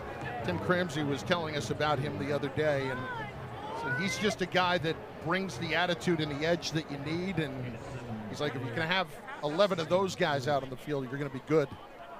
He's a good blocker, brings a dimension to this offense when he's lined up at tight end or fullback. Lewis run out of bounds after a gain of about 1. He's fighting for the outside. How many more design runs you want to take with Lewis today?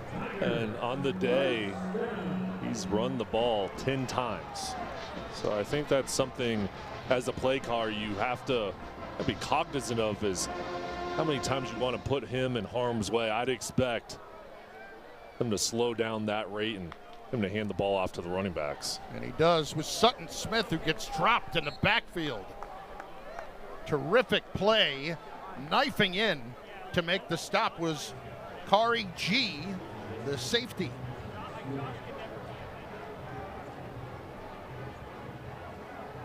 Transfer from Georgia Tech.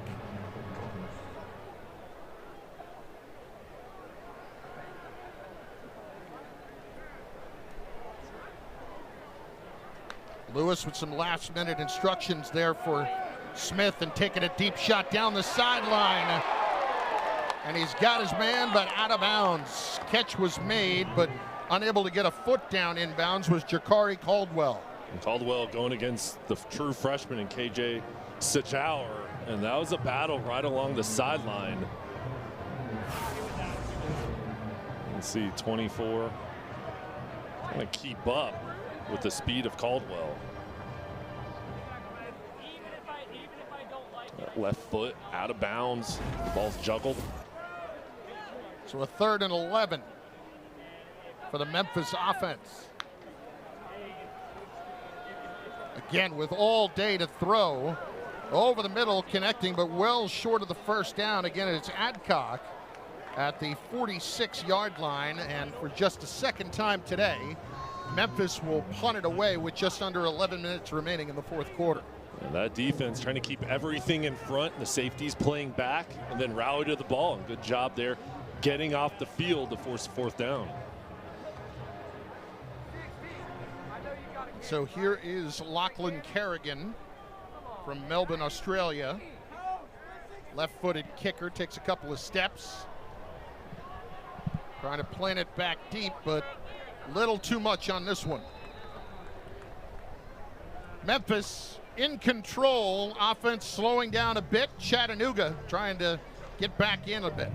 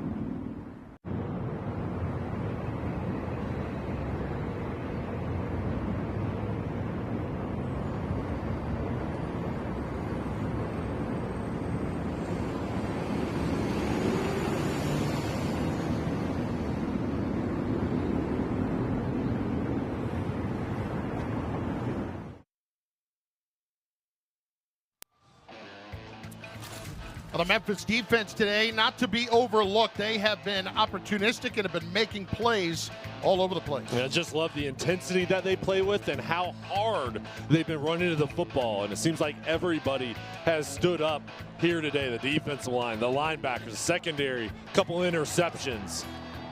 And they have really performed at a high level. 9 tackles for loss today for the defense as Chattanooga on offense starting to pick up a little bit more momentum. That time on the carry for Chattanooga is Justice Durant as he picks up 8 yards on the play. But that Memphis defense forcing turnovers, what they did last year with 26 turnovers forced. Jordan Hankins, the defensive coordinator, said, you know, come into a season like this, you have one guy on your defense who has taken a snap for you. That offers a lot of questions, and they've gotten some pretty good answers so far today. He's going to love watching this game film. And I think it starts with effort. That's the number one thing you look for in a coach, especially on the defensive side, guys playing at a high level. And he's going to see his guys flash on film. And then alignment, technique, I think those are all checking the box that he was looking for, some of those questions he had. You know, when we were talking to him the other day, I loved what he said about his relationship with Tim Cramsey, the offensive coordinator. The two of them sit down and decide what they're going to do for practice. And, hey, we need to see a little bit of this today from you on the offensive side. I got to find out the questions, the answers to this question. And when you have two coaches like that who can work together and really help bring out the best in each other's units, it can do nothing but help when you're trying to build for the season. I thought it was really interesting because so many times in practice, the offense and defense are at odds, you know, competing against each other, of course, but trying to win the day. And of course, they're doing that when they're competing against each other, but they're really trying to make each other better and complimenting each other as far as, hey, here's what you guys are doing really well. Here's what maybe some improvement areas are. And I think this is a group up front that's really benefited from how good the offense runs the ball. You can see how tough the front seven is for the Tigers on defense. Durant picking up nearly 7 yards as a little late hole opened up. But the other thing, too, is when you're going to take your chances on defense, because he wants to do that, and he has no qualms about throwing his guys into the deep end and taking chances and making them make fast decisions. Yeah, and I think that's how you learn about your guys, is putting them in the fire and see how they handle that and different calls on critical downs and seeing who can perform at the highest of levels. The option juggled, but Durant held on, and he'll be short of the first down at the 39-yard line. So Chattanooga on the 4th and 1 will send out the punt team. 7.5 remaining here in the fourth quarter. And I think one thing he's going to be really pleased about is the athleticism of the secondary, a couple interceptions. Also how they've come up in run support and made plays, making tackles. And this is a group that's very physical on the back end. Memphis, meanwhile, leaving the majority of their defense on the field in case of a potential fake. JU to punt it away. Fielded and the fair catch called for by Jaden Thompson, the 5th-year wide receiver, as Memphis gets the football back in command at the Liberty Bowl.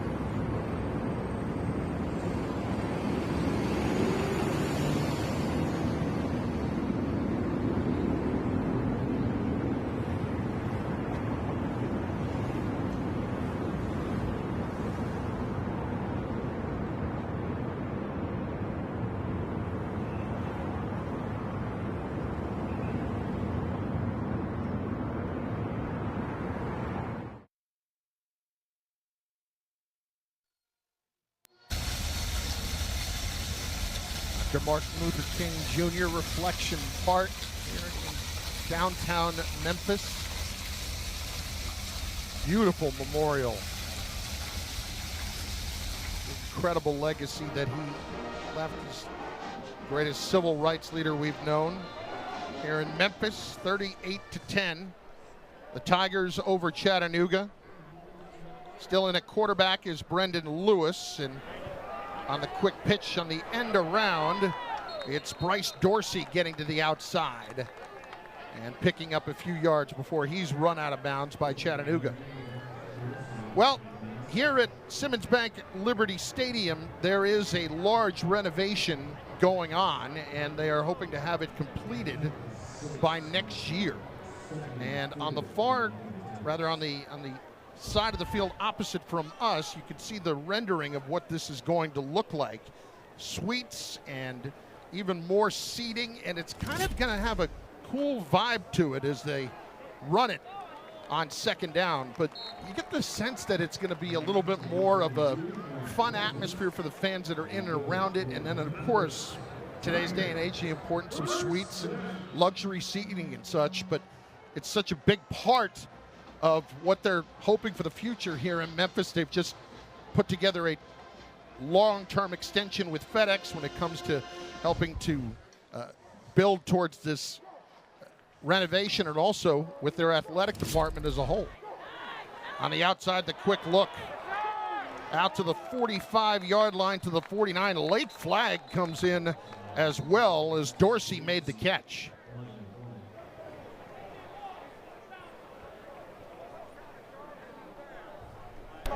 Holding. Offense number 78.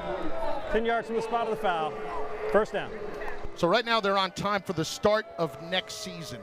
But you were asking about it earlier, if there's going to be kind of an area for fans to walk around like on an extra large concourse. Yeah, it looks beautiful, and there's going to be an area right top where the current seats are. Kind of have an area where you can sit and eat, watch the game standing up, and then the suites on top. But Ryan Silverfield talked about the support and the renovations and everything the athletic department and school is doing here at Memphis, and just how everyone is fully behind this program. Lewis on the quick look-in throw on first down.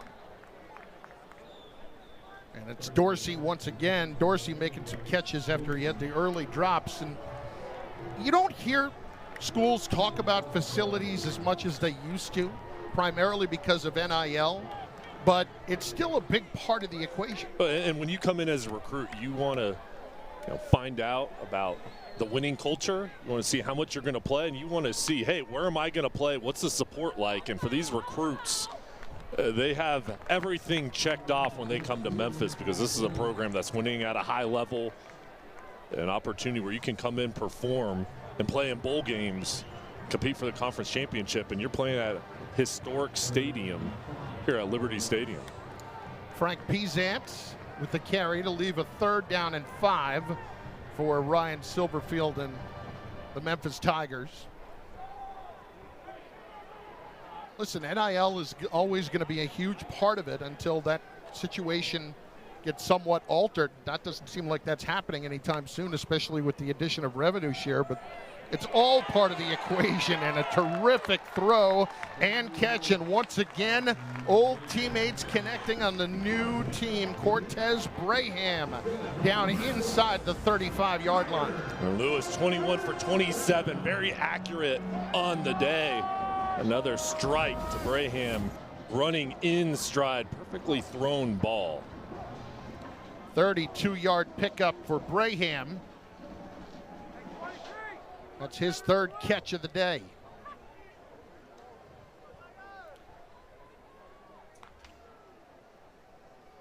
Lewis again to Dorsey. Trying to fight to the outside and taken down right at the 31. Memphis has an interesting schedule coming up out of conference. It's not often that you would see a team like Memphis be willing to go on the road and take on Georgia State, but they'll be doing that in Atlanta next week, and then a road trip to Troy. And then Arkansas, they have been a team that has been a Power 4 slayer over the last few years. Last year beating Florida State down in Tallahassee. winning against West Virginia in the bowl game. So that's going to be exciting atmosphere when the Razorbacks come in town. Lewis with a good fake to Pizant inside the 15.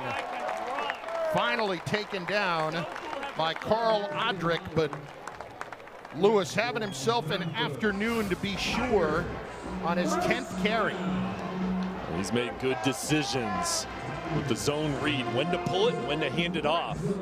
And then when he has called his own number, he's shown toughness and quickness getting outside and making big gains on the ground. 81 yards rushing today for Brendan Lewis in his Memphis debut, the transfer from Nevada.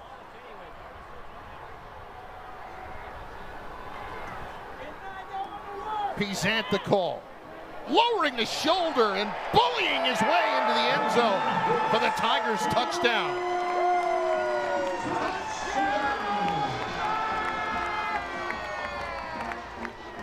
Frank Pizant with the touchdown, the senior from Pensacola, Florida, and Memphis has extended their lead to 44-10. What a physical player. And Pizant's just bouncing off defenders. And he had a will to get in the end zone. He made it happen. Good job up front by the offensive line. So right at the 2-minute timeout, Gianni Spedic comes on for the point after. And straight down the pike, 45-10, Memphis puts together another terrific drive. That one goes 76 yards in 9 plays, capped off by the toughness of Frank Pizant.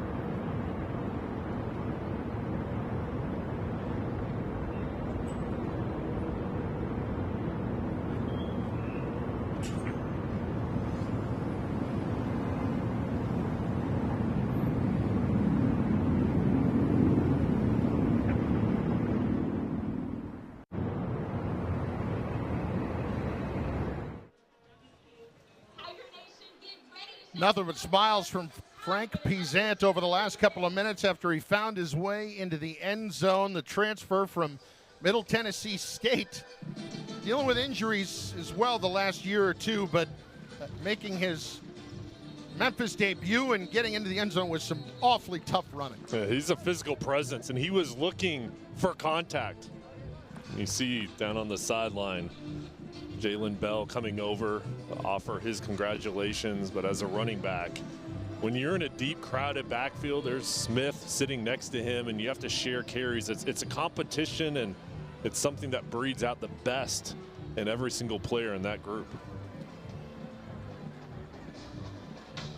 And so the Tigers will kick off at the 2-minute timeout, and Chattanooga will get another crack offensively to get into the end zone again after they got in for the first time earlier this quarter. And as has been the case all day, Gianni Spedic not giving Chattanooga much of a chance as a return. Well, Ohio State earlier today really was dominating defensively through 3 quarters. Texas finally getting on the board, but holding out and winning 14-7. Alabama stunned by Florida State. How about that? Surprise, Florida State. Tough year last year. They went heavy into the portal, and good start for the Seminoles against the Crimson Tide. And think about all the other top 10 matchups we have this weekend. You've still got Miami and Notre Dame still to come. This has been a great weekend of college football, and we're really just getting started. Still in the game, Camden Orth at quarterback as he gives it off, and the pile still pushing forward out across the 30 to the 32-yard line. Well, for Rusty Wright's team, for Chattanooga, it's Tennessee Tech and Stetson, and then a date at Tarleton, who has been very good. They've already got a good win under their belts. Just beat Army last night, and Tennessee Tech coming up next, and then you get into conference play against the Citadel on September 27th. So the Mocs, who have had 3 consecutive seasons of 7 wins or more, and they've got a playoff appearance in there as well, looking to build toward the rest of their year and take some lumps this afternoon, but you find out the answers to some questions in the meanwhile for Coach Wright and his staff. I like how they've settled in the second half, and 120 yards on the ground. And this is a tough opponent you're going against. How are you going to respond to adversity? They got down big quickly, but they've hung in there. And I think with Orth, you're seeing his leadership trying to guide this offense. And on defense, they played hard all day. And the Southern Conference, one of the best in FCS football. They should have a strong year and be vying for the conference championship. Yeah, there are a lot of new starters on that Memphis defense, but at the same time, that was a group that has traditionally been pretty good against the run, and last year allowed just 112 yards a game, and north of 120, as you said today. That's pretty good for Chattanooga to feel good about going into the rest of their schedule. But this afternoon, Ryan Silverfield and the Memphis Tigers dominating throughout en route to this 45-10 win. They came out here early on playing up-tempo and really made their mark on the offensive side. The defense complemented that offense really well, creating a couple turnovers, flying around. And this is a group with so many new players. But you look at it with their offense and defensive line winning up front. You've got a senior leader at quarterback. I expect the Tigers to have a big year and should be one of the leading contenders to win the American. Fantastic debut for Brendan Lewis, their new quarterback, after 4 years with the same starter in Seth Hennigan, who had been highly productive. Today, Lewis, 22 of 28, 199 yards, a touchdown. He did turn it over once, but he also rushed for a touchdown as well for 81 yards. Memphis, throughout the course of the day, with a complete team win this afternoon here in Memphis. For Jay Sonhalter and an entire ESPN Plus crew, I'm Chris Carlin. Memphis rolls in their debut.